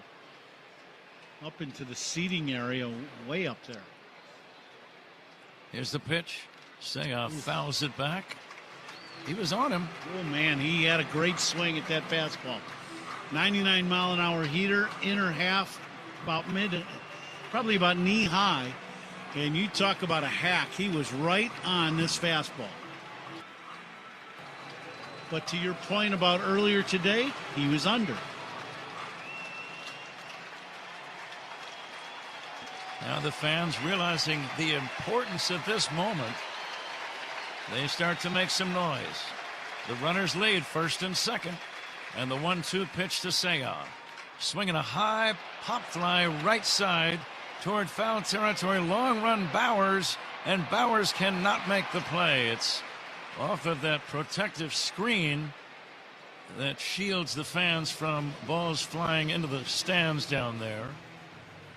So it's just a foul ball, and we'll have another 1-2 count for Suzuki. This ball ends up just hitting the netting, and then I think it conked the guy that was the usher sitting with his back to the field right in the coconut.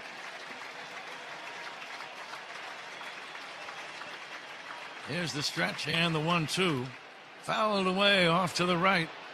And we'll see if this one hits anyone in the coconut. He's still sitting there. It didn't even flinch. Yeah, right off the coconut. Nothing. He just sat there like, yeah, no, you're not hurting me. Yeah, doing right off the noggin. He looks a little dazed. Yeah, concussion protocol. Here's the 1-2 pitch. It's taken high for a ball. For one thing, the guy is kind of angling his body toward the stands. Yeah, right. And if you're a ball boy, shouldn't you be looking toward the field? It's well, just a silly question. He's in the.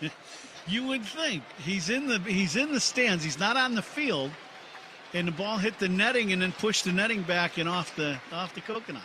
Outside, wild pitch. Runners advance to second and third. So what was an important moment becomes even more so, Ron, with a count of 3-2 now on Suzuki with minutes second and third. Absolutely. Boy, this is a slider that he just kind of bears down on and throws it down. It ends up being a wild pitch. But again, it's on that side that Contreras is kneeling on, and that bare hand side that he can't get to the ball. 3-2, here's the pitch. High, he walked in. Now, do they let him face one more man? That would be the big question here.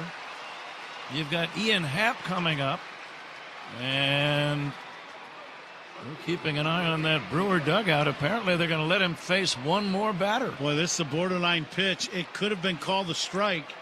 They did not call it. There's no challenges. It hits the top of the zone. This is the most pitches he has thrown now in a big league ball game this year. Base is loaded for Ian Happ. First pitch in there for a strike. Ian with a check swing. It was called a strike by the umpire Lentz. So a lot of activity on the base paths. Bregman at third. Bush at second. Suzuki at first. 2 down. Cubs lead 1-0 here in the 6th. And the pitch. Happ takes low and inside. It's 1-1. He's starting to miss by a wider margin, too, Ron. There's no doubt. Velocity is down. You know, it's coming down as the game's progressed, but it's coming down now. And the slider, he has not had command of it like he did early. Happ trying to come through. Here's the pitch to Ian. And the 1-1. Swing and a miss. He can still bring it after 100 pitches.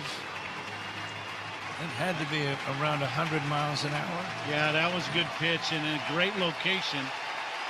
Now everybody into this ball game here in Milwaukee. Here's the pitch to Happ, and it is a foul. It hit the knob of the bat right near his hands. I thought it might have hit him in the hand, but it hit the bat, the knob. Craig Counsel saying, wait a minute, we're going to take another look at that. We might want to challenge. Well, the thing is, Ian is choking up on the bat, and it literally hits the knob of the bat.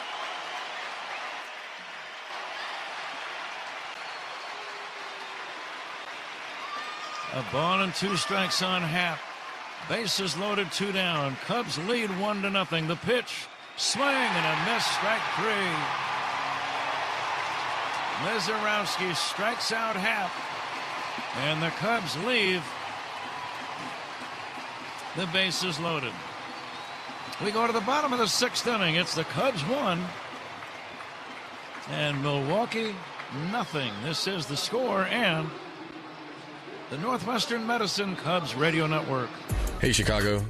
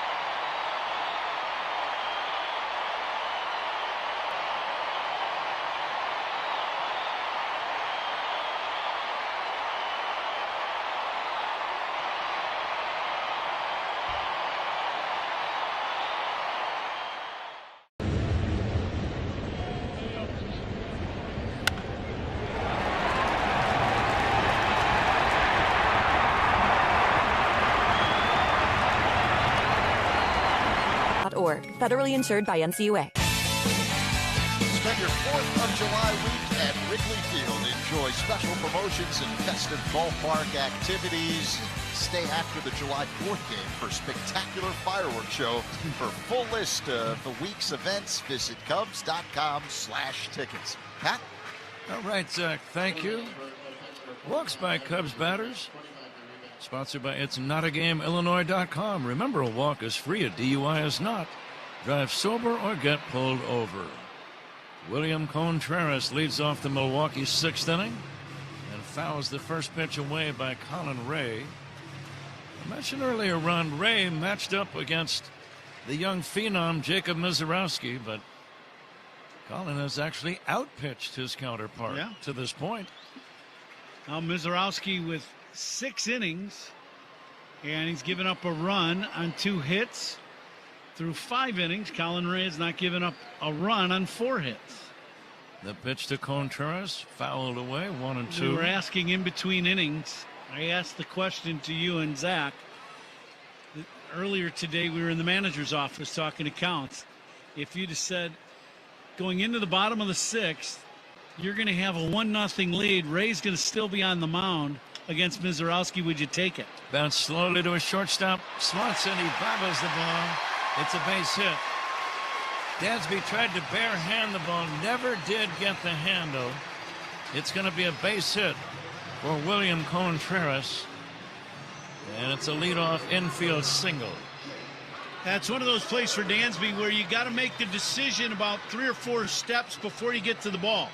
Because if you're going to barehand that ball, you've got to play it off your right side. If you're going to catch it with the glove, you got to play it off the left side. And I think he probably had a little more time than he would have thought. Here's a bunt toward third. It's rolling foul by Jake Bauers. Jake Bauers looking to bunt. That's a surprise. He's hit 270 with 14 home runs and 48 driven in. Do you think he did that on his own? That's on his own.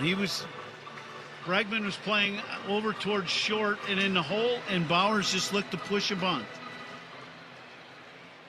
Contreras being held by Bush at first. Cubs lead 1-0. Bottom of the 6th inning, nobody out. And the 0-1 from Ray. Swing and a miss. Now, if you're Colin, you're thinking strikeout. What pitch could do it? Well, you could go up and in again. When he chased that last fastball, you could go farther inside with it and see if you can get him to chase the ball up and in.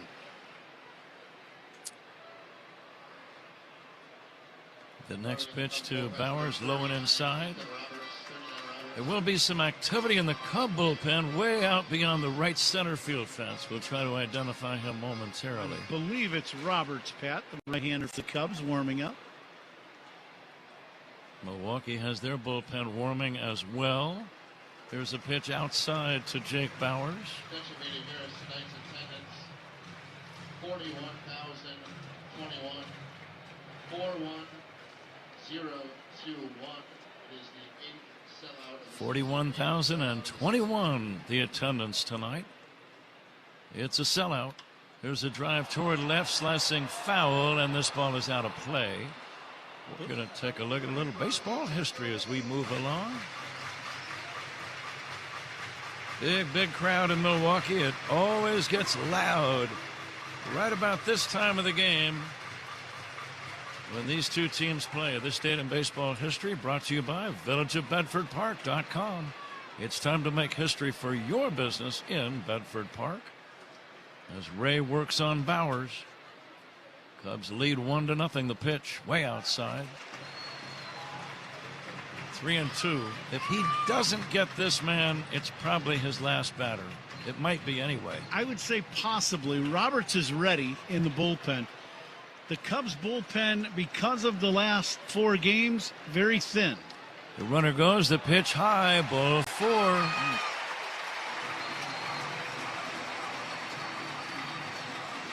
So an infield single and now a walk. And Milwaukee with a good scoring chance. Andrew Vaughn is due up. And Pat, I think you're right. Craig Counsel going to the mound. I think he really wanted to. He was hoping to see Colin Ray get through this inning. The infield hit and then a walk, and now you're going to have to go to the bullpen. It is a pitching change indeed. Pitching changes by the Cubs. Sponsored by James Hardy Building Products, siding with the Cubs. Cubs lead 1-0. Bottom of inning number 6. 2 men on for the Brewers with nobody out when we come back on The Score and the Northwestern Medicine Cubs Radio Network.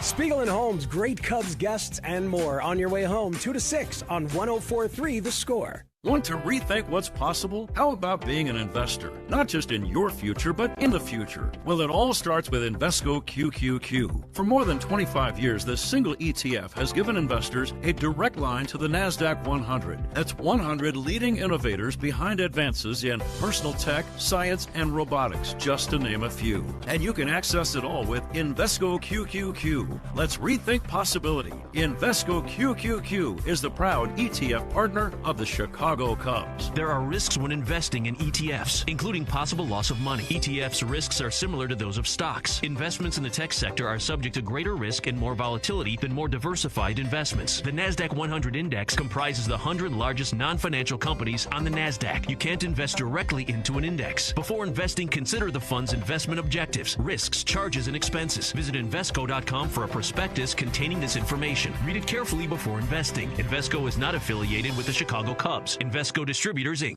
The out-of-town scoreboard sponsored by Club Citgo. Download the Club Citgo app. Save 23 cents per gallon on your first fill-up. Final on the board. It was the Tigers blasting the Astros 8-0 tonight. James Outman with a 3-run home run, his second of the year. Rays beat the Diamondbacks 6-1. Junior Caminero hit a 3-run shot. Phillies edged the Mets 2-1. Trey Turner had an RBI single in that game. And the Red Sox beat the Yankees 6-1. Wilson Contreras with his 17th home run for Boston, a solo shot. Pat? All right, Zach, thank you. Ethan Roberts is the new man on the mound for the Cubs. Cubs are looking for a bunt from Andrew Vaughn. I've not seen him lay down many bunts. So. And the first pitch in there for a strike, but Bush is shallow at first. Yeah, Bush is shallow. Bregman's starting to move back. I think Vaughn's got 3-run homer on the mind. That's what he wants to do. See if Roberts can get him to roll over a ground ball. Cubs turn a pair. Cubs lead 1-0. The pitch to Vaughn, swing and a miss. Yeah, he was thinking extra bases with that cut. Yeah, there's no doubt. Vaughn's trying to hit a ball out of the park. Roberts would love to throw that cutter and have him roll over a ground ball to Dansby. Or maybe he'll chase a high heater here. Here comes the 0-2 from Roberts. Swinging a liner. Caught. Throw to second. There's one. Throw to first.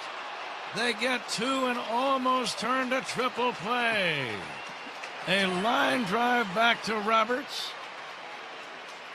He turned and threw low. Had the throw been, say, at waist level, Nico could have caught it and fired to first, and they might have gotten a triple play. As it is, it's a huge double play, Ron, with the batter out on the line out, and then the throw to second. It's a 1-4 line out double play. Big play. Yeah, if this throw is chest high to Nico, it's a triple play, no doubt. 2 down, a man at first. Garrett Mitchell, the batter, and that quieted down the Brewer fans considerably. Boy, that would have been something, the triple play. We haven't seen one of those in a while. And now the set. And the 1-0. A swinging a fly ball deep right center. Back toward the wall. Shaw leaping. That's a home run.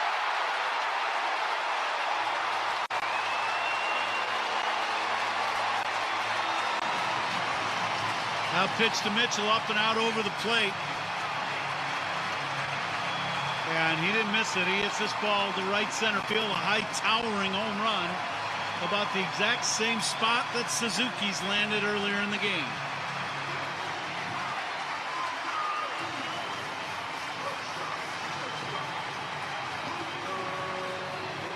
And just like that, Milwaukee has taken a 2-1 lead. Number 6 for Garrett Mitchell. The batter is Cooper Pratt. And it's in there for a strike.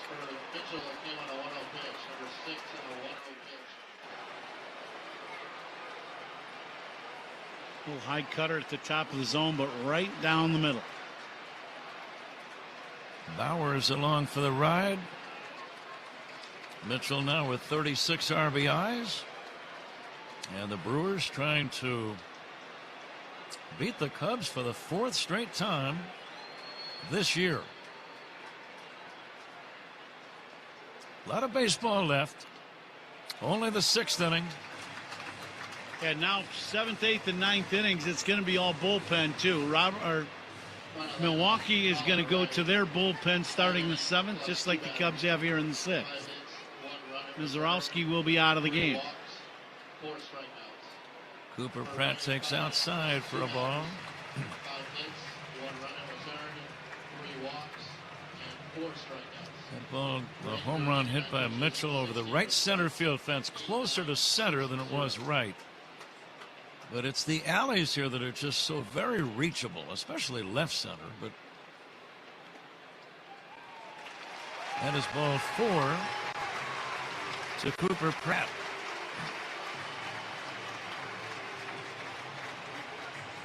Two runs in, 2 down, a man at first. Tommy Hotovy will make a trip to the mound. Let's see what's happened on this date in baseball history. June the 26th. Baltimore's Frank Robinson hit 2 grand slams in one game against the Senators.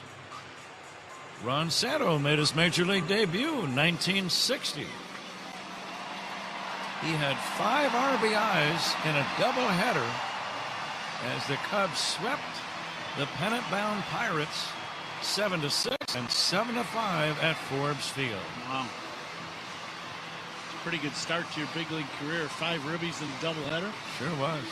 That'll get you in the lineup the next day. And he'd stay there for about 15 years. Exactly right.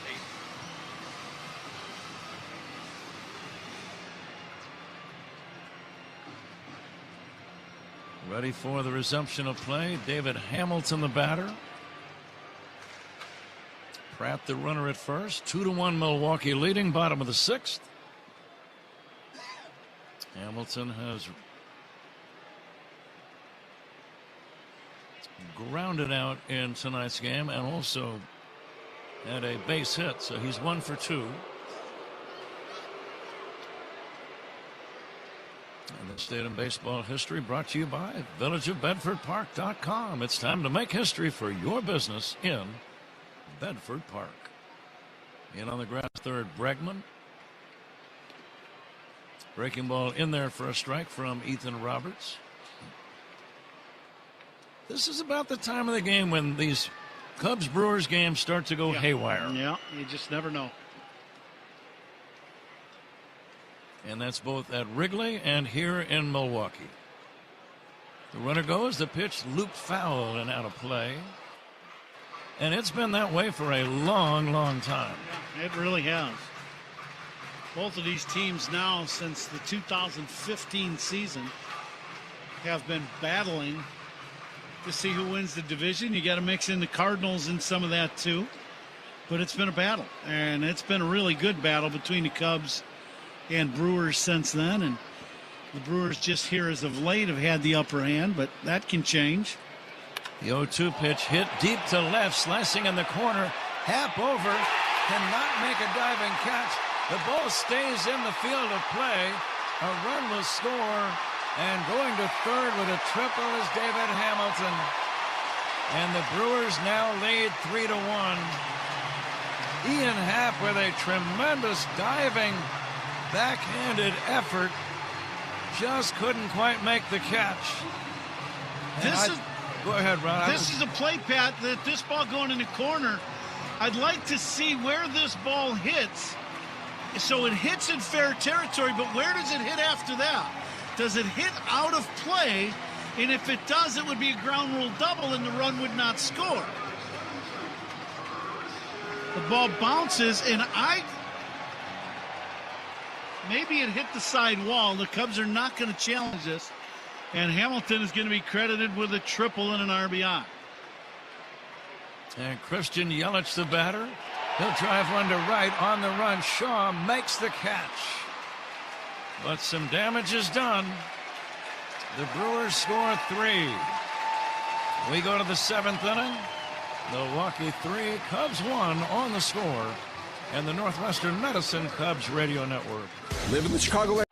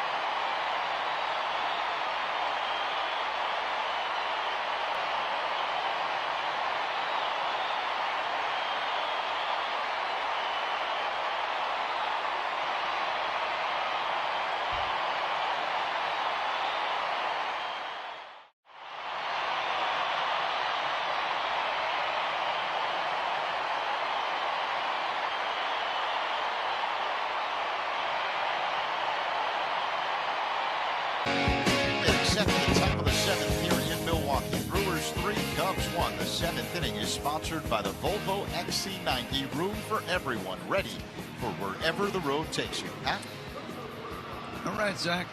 Andrew Vaughn has left the game. The new first baseman is Bowers. Jake Bowers was playing right field, so he now is at first, and the new right fielder becomes Sal Frelick. 3-1, Milwaukee leading.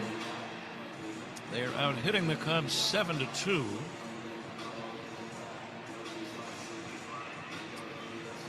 And Abner Uribe is the new right-handed pitcher replacing Jacob Misiorowski. Yeah, big, hard, real thin.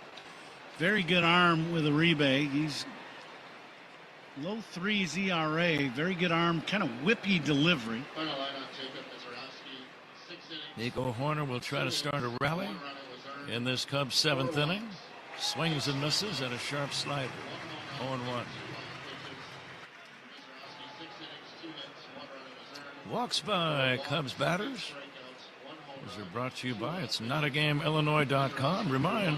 A reminder, a walk is free, a DUI is not. Drive sober or get pulled over. Horner in the game has struck out and popped out. Big chop slowly hit left side. Charging and picking is Hamilton and throws to first in time. Good play.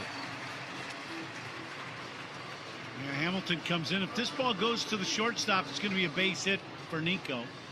Hamilton comes in and cuts this ball off and makes a nice play out of it. Ron, you and I have mentioned in the past, Milwaukee has a lot of athletic ball players. They really do. Agility and coordinated and speedy. Here's Carson Kelly.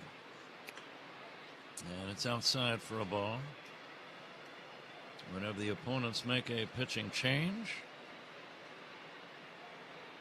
That's sponsored by Sloan, the official water efficiency partner of the Cubs and the leader in smart water and commercial restroom solutions. Learn more at sloan.com.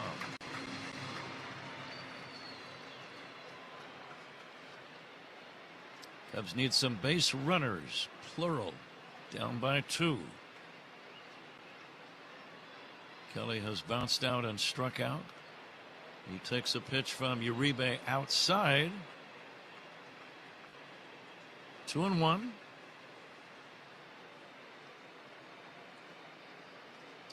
Hard to find any empty seats as we look around. No, this is a tough ticket. Broken bat bouncer to a charging Hamilton at third. Running throw to first in time. And that's out number 2.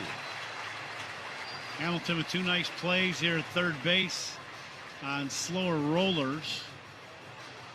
He comes in on that one against Kelly.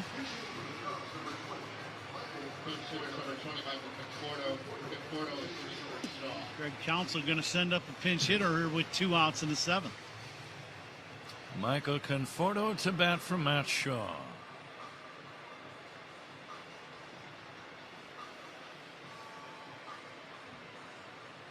Well, if Michael can get on, Dansby Swanson would get a chance to bat. Cubs got their run in the 5th inning, a home run by Seiya Suzuki. That was also the first hit that the Cubs had against Jacob Misiorowski.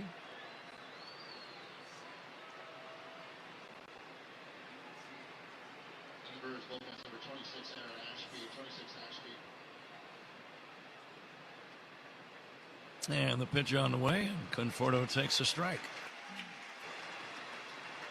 Left-hander Alan Ashby.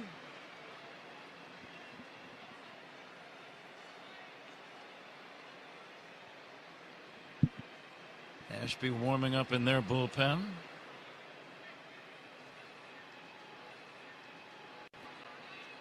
Yeah, his uncle, my old teammate, Andy Ashby. I remember him with San Diego. He was a Dodger with me in 2003. Good arm. Very good arm. Great guy, too. Great teammate. Wasn't there another Ashby also, like the brother of Andy? It could have been. I'm not sure of that. Yeah. There's been a few Ashbys in the league, though, that's for sure. Andy right over the top with his fastball and big curveball. He was the starter for San Diego the first time I ever did a game at Wrigley, 1996, opening day. Here's a foul off to the left, out of play. It's funny how some of those things they're etched in your brain forever, aren't they? First big league game, first place, first time you do a game at Wrigley Field. Jamie Navarro was the starter for the Cubs. Scott Service had a home run, I'm pretty sure, that game. Here comes the 1-2. It's low and outside for a ball. Mark Grace drove in the winning run. Extra innings. Oh, wow. I want to say Trevor Hoffman was the losing pitcher. Oh, wow. He didn't lose many. 2-2 on Conforto. Here's the pitch. Looper shallow center. That is going to fall in for a base hit. Conforto fought one off. It was in on his hands, but he's very strong, able to muscle it into the outfield, and now Swanson represents the tying run. Yep, this is exactly right, Pat. This ball's a cutter inside. Jams Conforto, but he muscled it out there. Is exactly right. Now, you'd love to see Dansby really, against this guy, take a shot the other way. He banged it off the right center field wall in New York, and this would be the at-bat you want to try to shoot one the other way. Instead of, it's going to be very tough to pull this guy unless he makes a mistake. Dansby takes a strike on the outside edge. And that's that breaking ball we're talking about that he throws away. Coming to you live all season long from the Invesco QQQ broadcast booth, proud partner of the Chicago Cubs. The big right-hander ready. And the pitch to Dansby. Cracked on the ground, left side. Diving stop by Hamilton. Throws to second in time to end the inning. Another athletic play by David Hamilton. We go to the bottom of the 7th inning. Time for the stretch. Brewers lead 3-1 on the score and the Northwestern Medicine Cubs Radio Network. Hey Chicago, this is Pete Crow Armstrong. Pat and Ron call every game here on the Chicago Cubs Radio Network.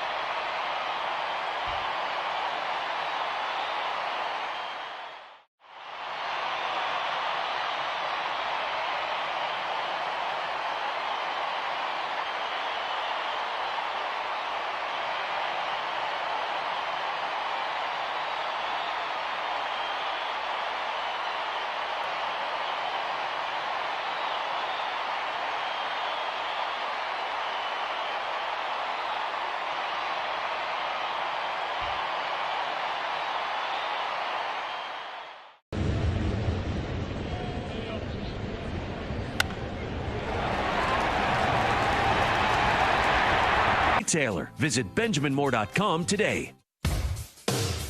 A reminder that all reviews in this game are sponsored by Northwestern Medicine. A second opinion is always a good idea. Get yours at Northwestern Medicine. Pat? Zach, thank you. Jaden Murray is the new right-handed pitcher for the Cubs. And he'll go to work on Jackson Chourio. Bryce Terang is next, and then William Contreras. First pitch on the way to Jackson Chourio is taken high for a ball, 1-0. Churio in his 3 at-bats against Colin Ray, 1 for 3, had a single and flied out twice. Here comes the 1-0 to Churio. Swing and a miss.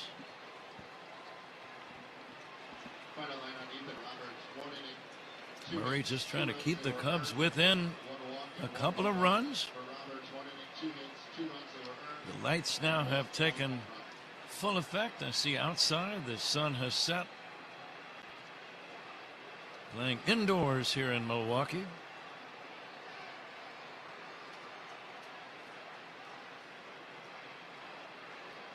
And we'll be right here again tomorrow night and Sunday afternoon. Cubs are home against San Diego on Monday night. Yeah, 3-game series against the Padres.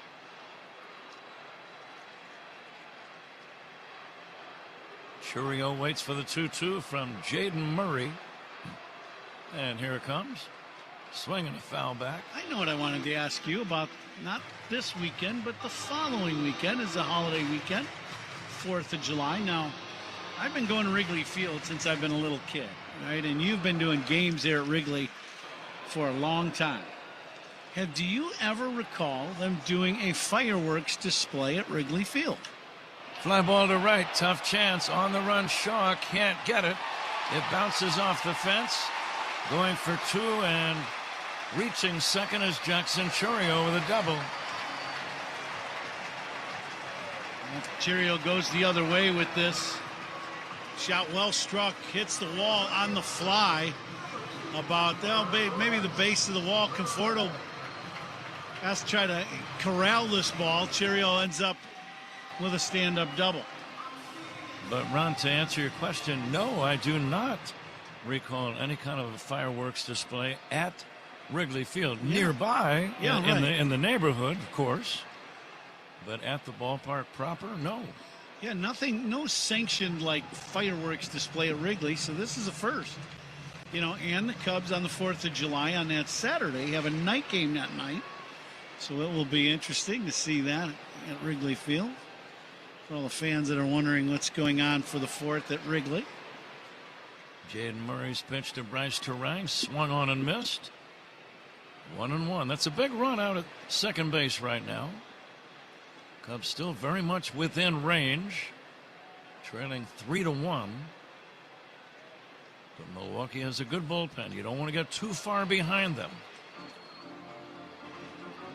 Swing and a miss by Terang.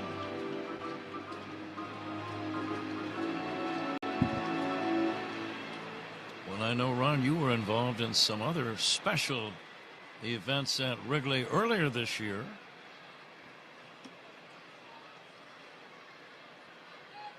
Here comes the 1-2 pitch on the way. Taken high. Weren't you in a chair and they tried to hit some kind of a bullseye and it would let you dive into the drink involuntarily? Yeah, the dunk tank. Yes, I did that the dunk tank. For charity. Yep, I did. That was very magnanimous gesture on your part. Here's the 2-2 pitch. Swing and a miss. Strike 3. Terang chasing a high hard one before Contreras bats. 10 for ID. This is The Score in the Northwestern Medicine Cubs Radio Network. Covering the Cubs and all of Chicago's teams. We are 104.3 The Score. WSCR, WSCR FM and HD1 Chicago. And Odyssey Sports Station on the Northwestern Medicine Cubs Radio Network. So that really sounds like, partner, that, I did that this year to help raise money. There were a bunch of... Fly ball to left, curling foul and dropping untouched. It sounds like, as we did that for charity for that weekend of ALS, that you're throwing your head out there that you want to help raise, and be a part of that. And hop on that, the dunk tank and pow, you get knocked right in the water. See, I would have, but I wear hearing aids and they're not allowed I'll to get. hold them for you. I'll have to think of something else. Here's the 0-1. Hey, laugher back there. Foul. Guess who else is in? Make me an offer. Yeah, I just did. It's for charity. You're in. Yeah, I was going to ask that offer thing, but It's for charity. Yeah, it's for charity. No such luck. I don't know how much I could have possibly raised by someone knocking me in the water, but that's what we did. We did it for the Sloan group. Pretty funny. How did it feel, though? Was it a fun experience for you, the sensation of going underwater? I'll say exhilarating. Good. Now the 1-2. Fly ball deep left field. This is going to be a home run. Long home run for William Contreras. And Milwaukee leads 5-1.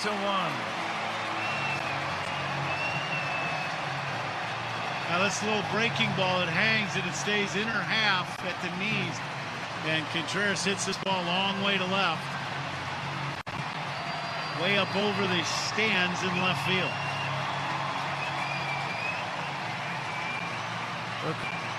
For Contreras, his 9th of the year. He now has 50 RBIs, and that was not a cheap one.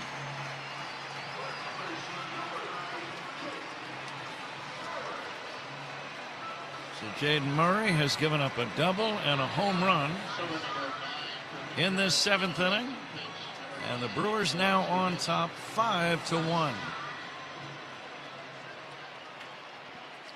And the batter is Jake Bowers.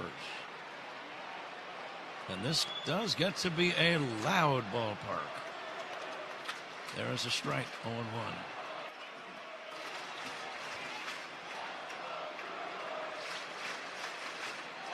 Milwaukee already 20 games over 500.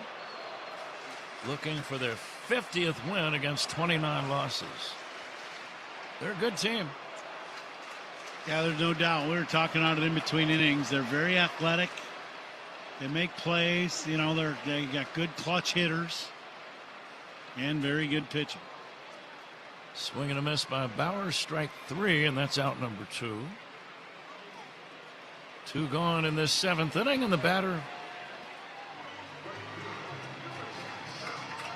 is going to be the man who replaced Andrew Vaughn. This is Sal Frelick. Sal Frelick to bat for the first time. Left-handed hitter. Pokes one foul down the left field line, out of play.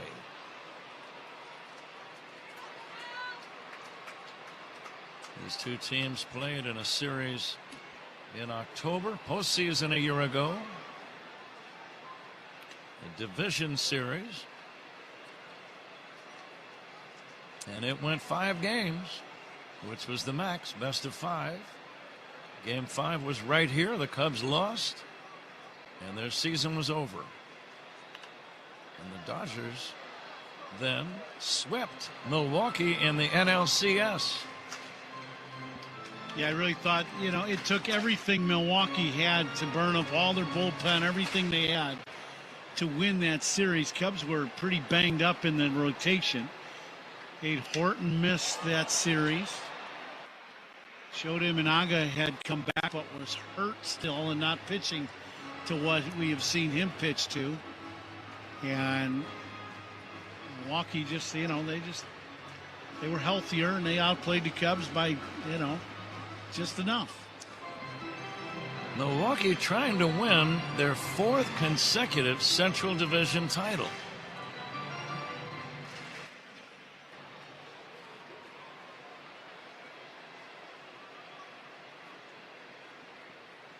One and 2 on Sal Frelick, and he'll look at a ball low and inside. 2-2.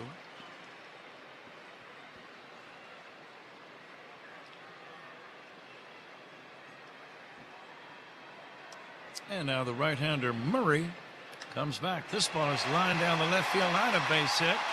Over to pick it up is Happ and hold the batter to a single.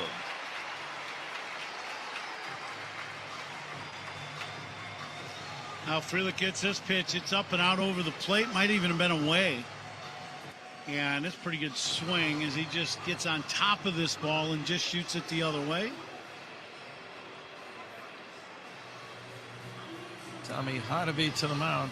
No activity in the bullpen. Sometimes, Ron, you get to a point you need guys to go a little longer than you really prefer, but the situation kind of dictates you need to save the other guys. Yep. And you have to have a guy pitch a little longer than he wants to and that you really want him to. Well, you know, what you saw yesterday is Counts, you know, kind of using all his bullets yesterday to win a game in the 10th inning. And now that comes after playing 4 games in 3 days. So you really run through your bullpen yesterday. And you understand that today you're facing Mizorowski. You know, Colin Ray kept you right in the game till he came out of the game. And since then, you know, it's just been a little bit of a struggle for the Cubs. Garrett Mitchell, the batter. Mitchell had a big 2-run homer his last time up. And a breaking ball is in there for a strike. That was the game-changing swing. Yep. That was it.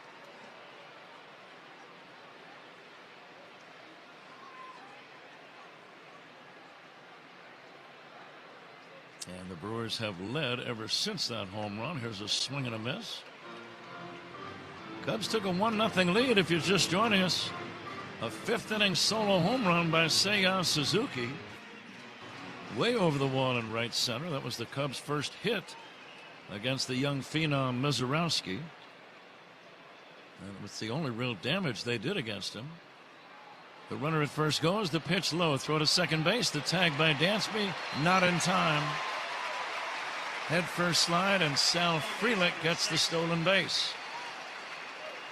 Frelick gets a good jump. Quick guy, and head first dive into the bag. Stolen base.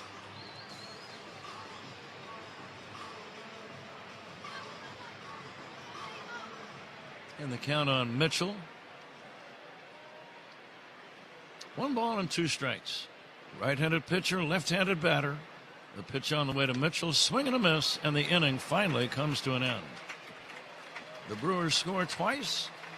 We go to inning number 8.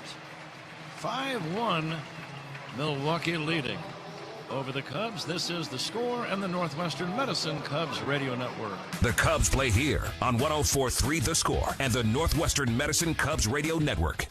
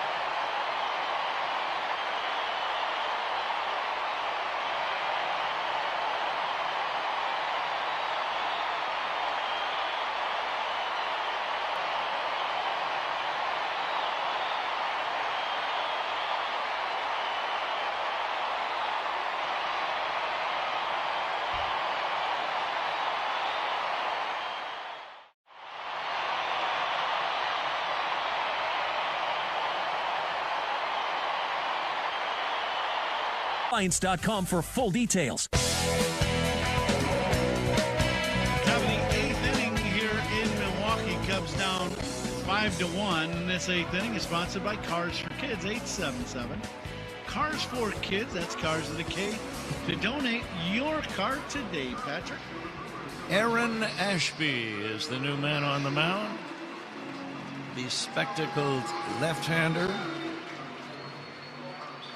Ashby run quietly, having a tremendous year. How many baseball fans do you think would realize this guy has a record of 10 wins and 1 loss? Yep. How about that? 36 games, all but one of them out of the bullpen.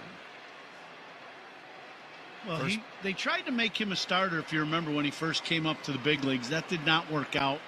He was a little erratic, didn't throw enough strikes, and they moved him to the bullpen, and it has really worked out. Pete Crow Armstrong swings and fouls it back, 1-1. 8th inning, Cubs need some offense, and they need it right away. Trailing 5-1. Being out-hit 10-3. Lefty to lefty. Ashby's pitch to PCA is low. Conan's pitching changes. They're sponsored by Sloan, official water efficiency partner of the Chicago Cubs and leader in smart water and commercial restroom solutions. Learn more at Sloan.com. Check swing low and away. He would gladly take a base on balls here. Cubs need base runners. Ashby wearing yellow shoes fires. Pitch fouled away by PCA. 3-2.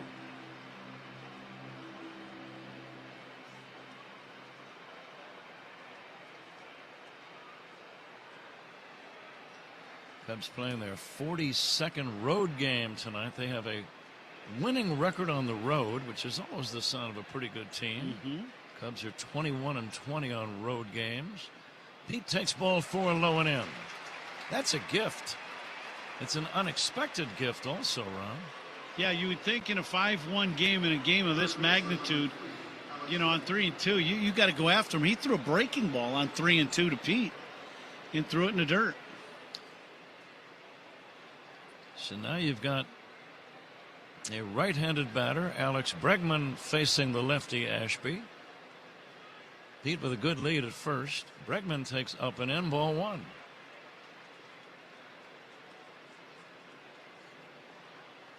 This series between these two teams has been full of big come-from-behind late-inning rallies.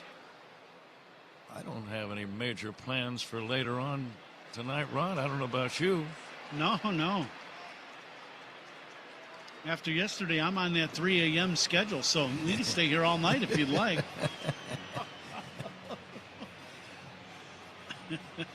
I thought about calling you when we landed last night, and just to see if you wanted to maybe meet for breakfast this morning, bright and early, about 5:45. It would have gone right to voicemail. Oh, you got it. Yeah. Glad I didn't call then. Yeah. 2-0 on Bregman. The catcher Contreras saying, hey, we lead by 4 runs. No more walks. Yeah, let's throw it over the plate. Here's the 2-0. And that's taken down low. That pitch bounced. That was a fastball that bounced into home plate. How about that?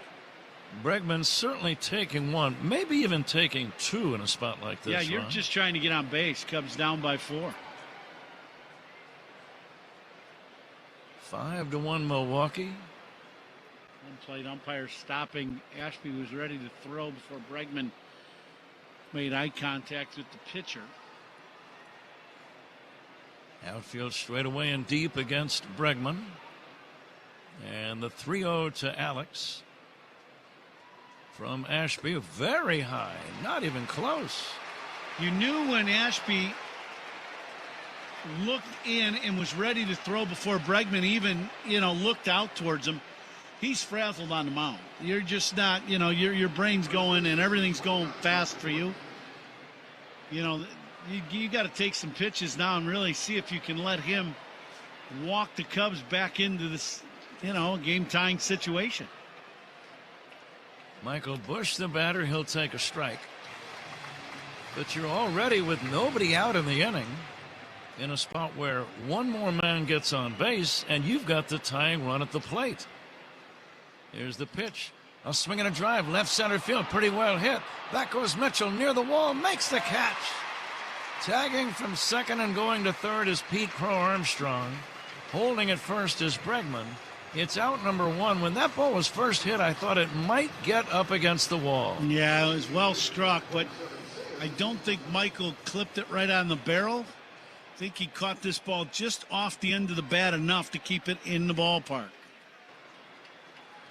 First and third, Ron, go ahead. No, that's one of those where it's so close 3-run homer, and that changes the whole ball game right there.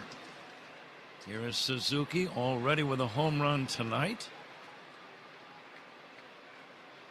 The lefty Ashby brings it. Seiya takes a strike.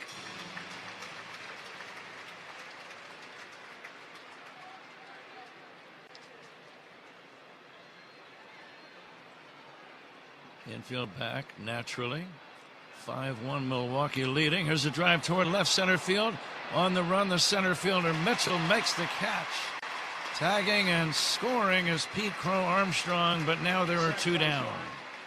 Sac fly Suzuki, his second RBI of the game, his 33rd of the year. It's now a 5-2 ball game, but now there are 2 down.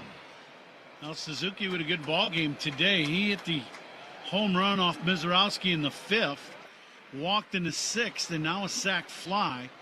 So 2 RBIs for Suzuki with a home run and a walk. It's a very nice day for Seiya.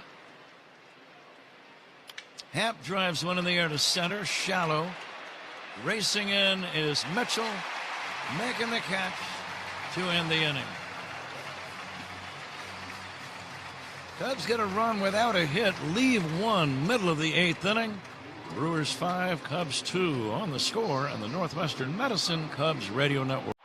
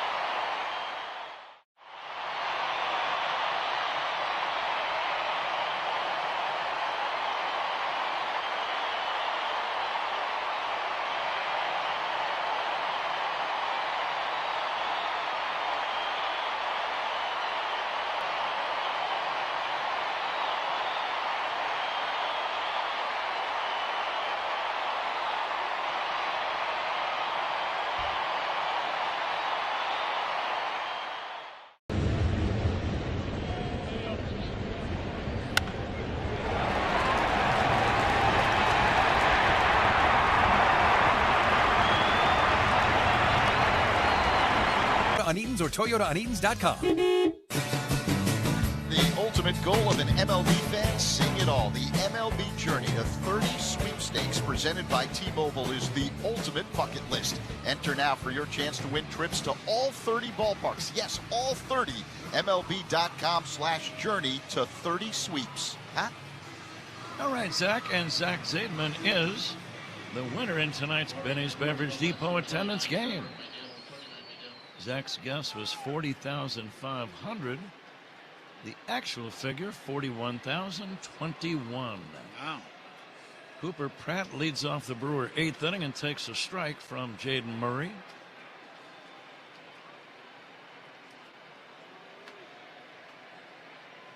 Yep, you and I were both a little too heavy with our guesses, Ron. Zach with a big win tonight. Kind of got shut out of New York. He was a little disappointed, Pat, I'll be honest with you, in his hometown. You got all 4? No, Schrager got one. Oh, Schrager. The engineer Schrager.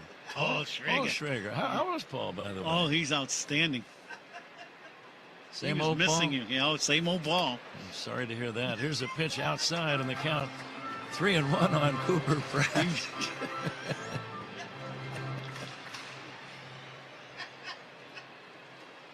How would you describe his wardrobe?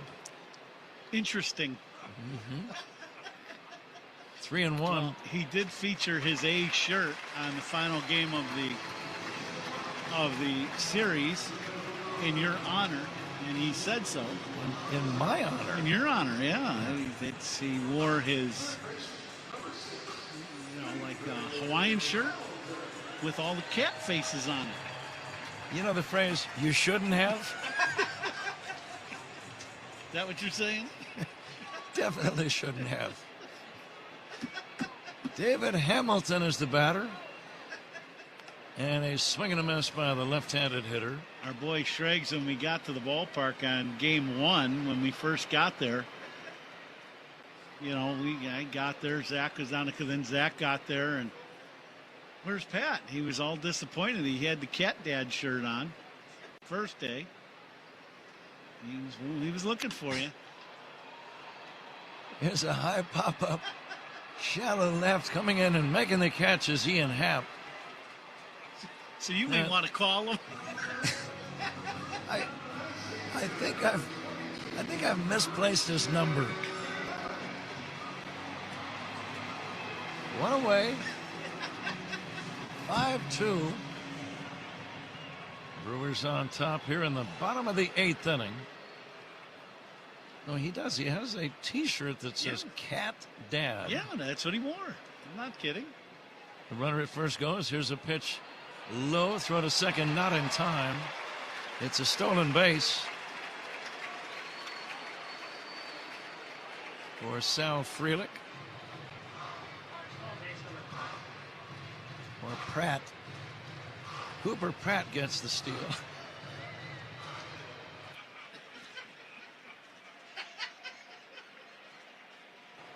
Oh, and 1 on Christian Yelich.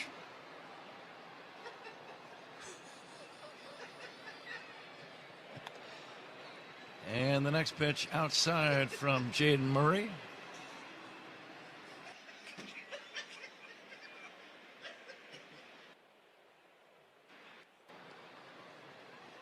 One away and a man at second.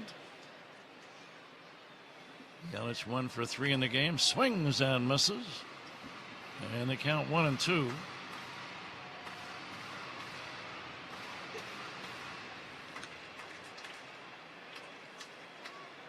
So many times we sit down and have a nice meal with the engineer in various cities.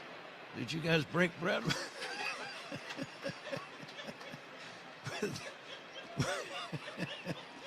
with Schrager?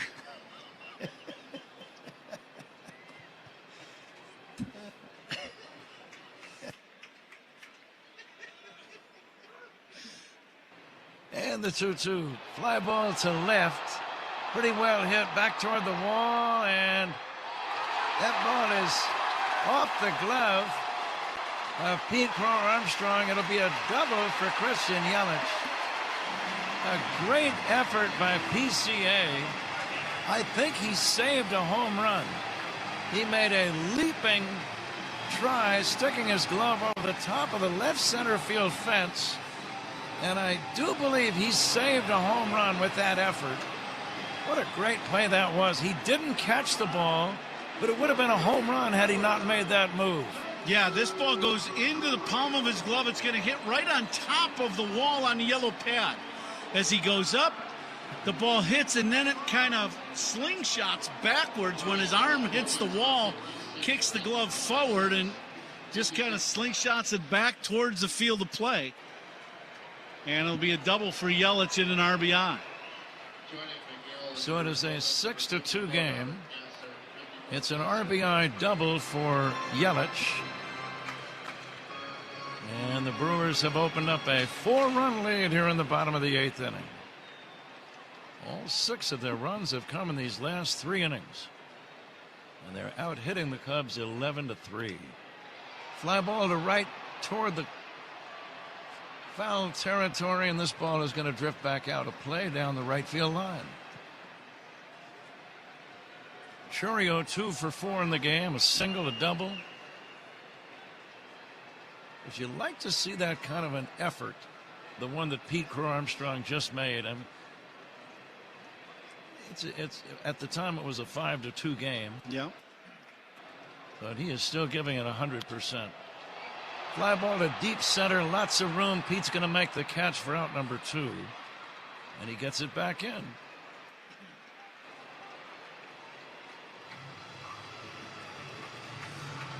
That ball pretty well struck to center.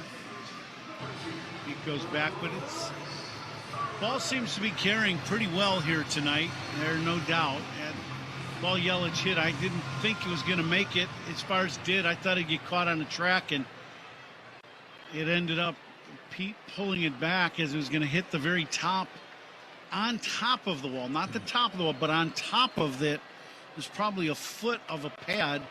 That's the top of the wall. It would have landed on top and then almost for sure bounced out of the ballpark. Bryce Turang stepping in, takes a strike. Turang nothing for 4, bangs it foul off to the left out of play. Haven't seen this guy have many 0 for 4s against the Cubs. No, this guy's a good player. He tried to bunt for a base hit, moved the runners along. I don't know if he got credit for a sacrifice in his first AB, but he's 0 for in the ball game. Swing and a miss, strike 3, and Turang goes 0 for 5. Brewers get a run. We go to the 9th inning. Milwaukee on top 6-2 over the Cubs. This is the score. And the Northwestern Medicine Cubs Radio Network. Talking Cubs Monday through Friday with Rahimi, Harris, and Grody, 10 a.m. to 2 on 104.3 The Score.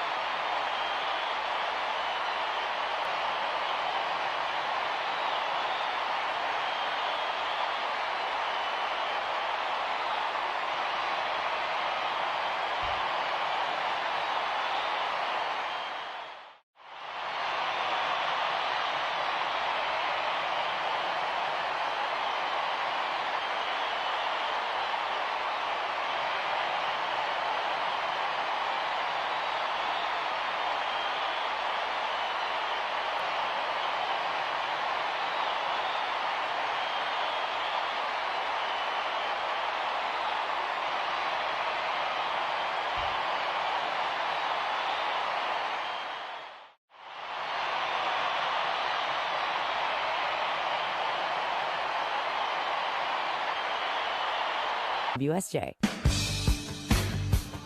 This copyrighted broadcast is presented by authority of the Chicago Cubs and may not be reproduced or retransmitted in any form. The accounts and descriptions of this game may not be disseminated without the express written consent of the Chicago Cubs. Getting set for the top of the 9th here in Milwaukee.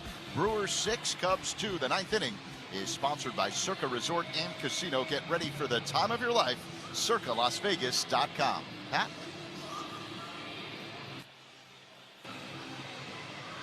All right, Zach, we go to the 9th inning. Cubs need a big rally. They're down by 4. Not out of the question, but not easy either. Nico Horner first up. Please stay tuned for Zach's postgame show, by the way. That is the Old National Bank Cubs radio postgame show, the official bank of the Cubs radio network. As Nico takes the first pitch down low, ball 1. Trevor McGill, the new man on the mound. Big, strong right-hander. And a fastball is high to Nico. It's 2-0. Stolen bases by the Cubs. They do not have one today, but they're sponsored by Turo Tire. Chicago's hometown tire. Get called safe at a Turo Tire. Find yours at TuroTire.com. McGill comes set up near the neck area. And he misses inside to Nico. And that's ball 3, and it's 3-0. That pitch wasn't close. No, that was up and in. Nico just kind of spins out of the way. That's, Ashby got pretty fortunate. He was very erratic last inning. And now McGill coming in, and he has been erratic. Nico would gladly take a walk, and he takes a strike here, 3-1. Ron, it's about time for you to name the toast of the game ball player, presented by Benny's Beverage Depot. Benny's is the official champagne provider of the Chicago Cubs. The 3-1 to Horner, drilled foul off to the right, out of play, 3-2. Well, I think today's toast of the game ball player is going to be Colin Ray. I really think Colin pitched into the 6th inning. His 6th inning fate, not very good, and not because of him. He gave up the infield hit, a little dribbler in the infield, and then a walk that was, borderline pitches. But I thought he pitched just as good as Mizorowski for 5 innings and gave the Cubs a great chance to win this ball game. And, once he got out of the game, the game got away from the Cubs here a little bit. But excellent job by Colin Ray today to really keep the Cubs in this ball game. I agree. That's a good choice, Ron. Fouled away by Horner again, 3-2. Nico without a hit. Struck out, popped out, grounded out. And the payoff pitch. Horner bangs it foul again. Tough plays of the game today. Dansby's had a boatload of them. Sponsored by Loyola Medicine. Loyola Medicine defines tough.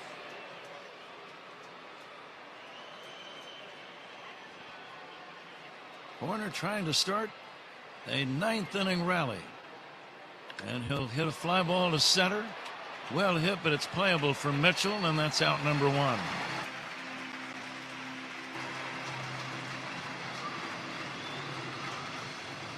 Well struck by Nico, but right at Mitchell, about 3 or 4 steps in front of the track in straightaway center.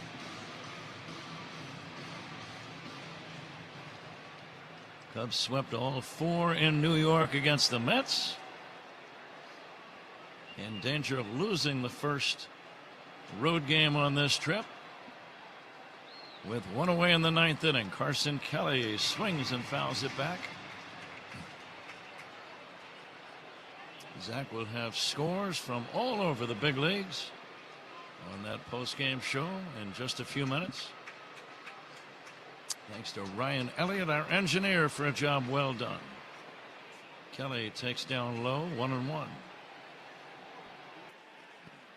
Now, you were asking earlier, we did break bread with Ryan. We had dinner with Ryan tonight. Big Bruce Springsteen fan. Yeah. Here's the 1-1. It's down low for a ball. Do you have favorite songs by the boss? He's done so many great tunes. I'm looking up at Rye to see what he's got.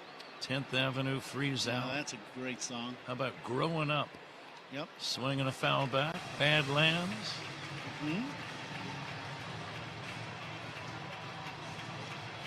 Born in the USA is not too bad. Yeah. Born to Run. How about Rosalita? That was always my favorite song when I was young. Yeah, that was, yeah. Feel free to sing a few lines of that if you'd like, Ron. We want to keep our audience. 2-2 on Carson Kelly. And a pitch down low for a ball, 3-2.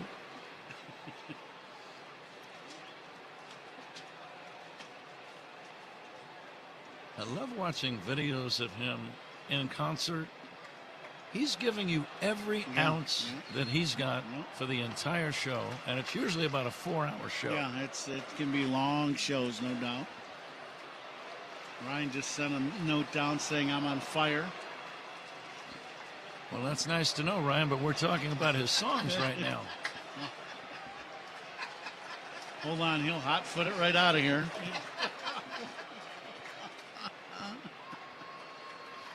Three-two pitch fouled away off to the right.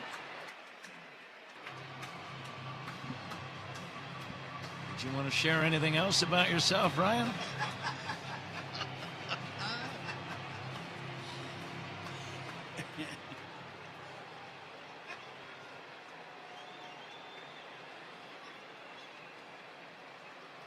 And the 3-2 to Carson Kelly, fouled away.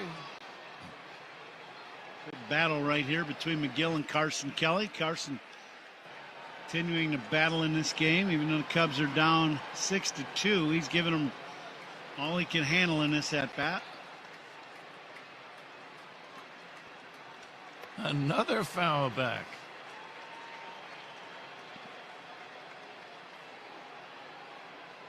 Gill up to 17 pitches now, and most of them have been to Kelly. One away, ninth inning.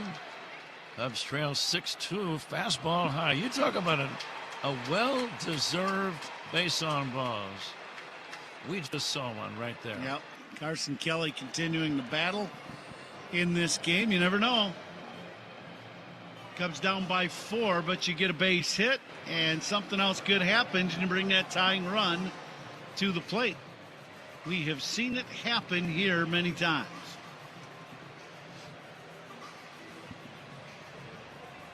Nobody throwing in the Milwaukee bullpen yet. Walks can make coaches' lives a little more difficult when you're up by a few and you start walking people. Michael Conforto, the batter.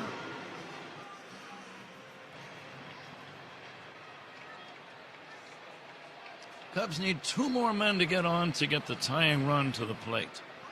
One away, ninth inning. You never know. Swanson on deck. Conforto waits.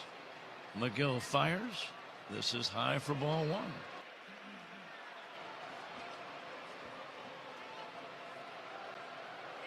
$41,021 are here or were here. Most have hung around. The 1-0, that's a strike. Top of the zone, 1-1.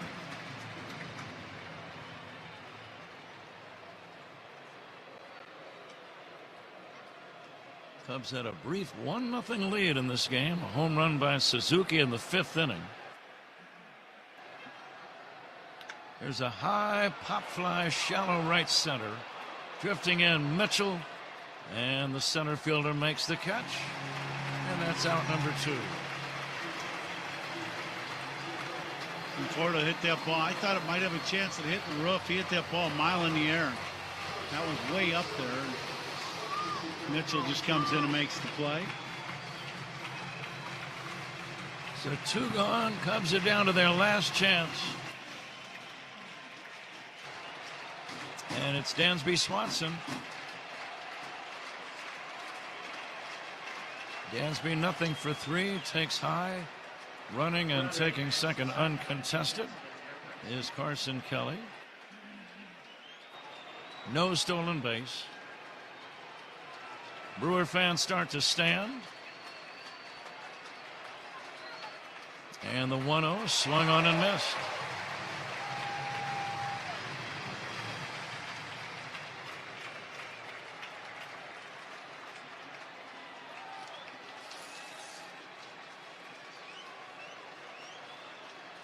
And the 1-0 inside, almost hit him. Oh, right at the hands of Dansby. He just barely got his hands out of the way.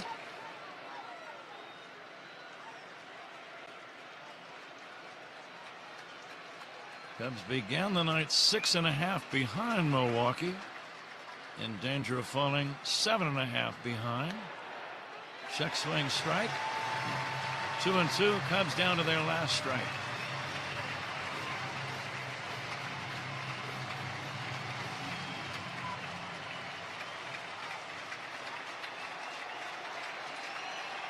McGill working on Swanson and the pitch. Swinging a fly ball, left center field, playable. Mitchell's going to make the catch. And the ball game is over. Milwaukee wins game 1. The final 6-2.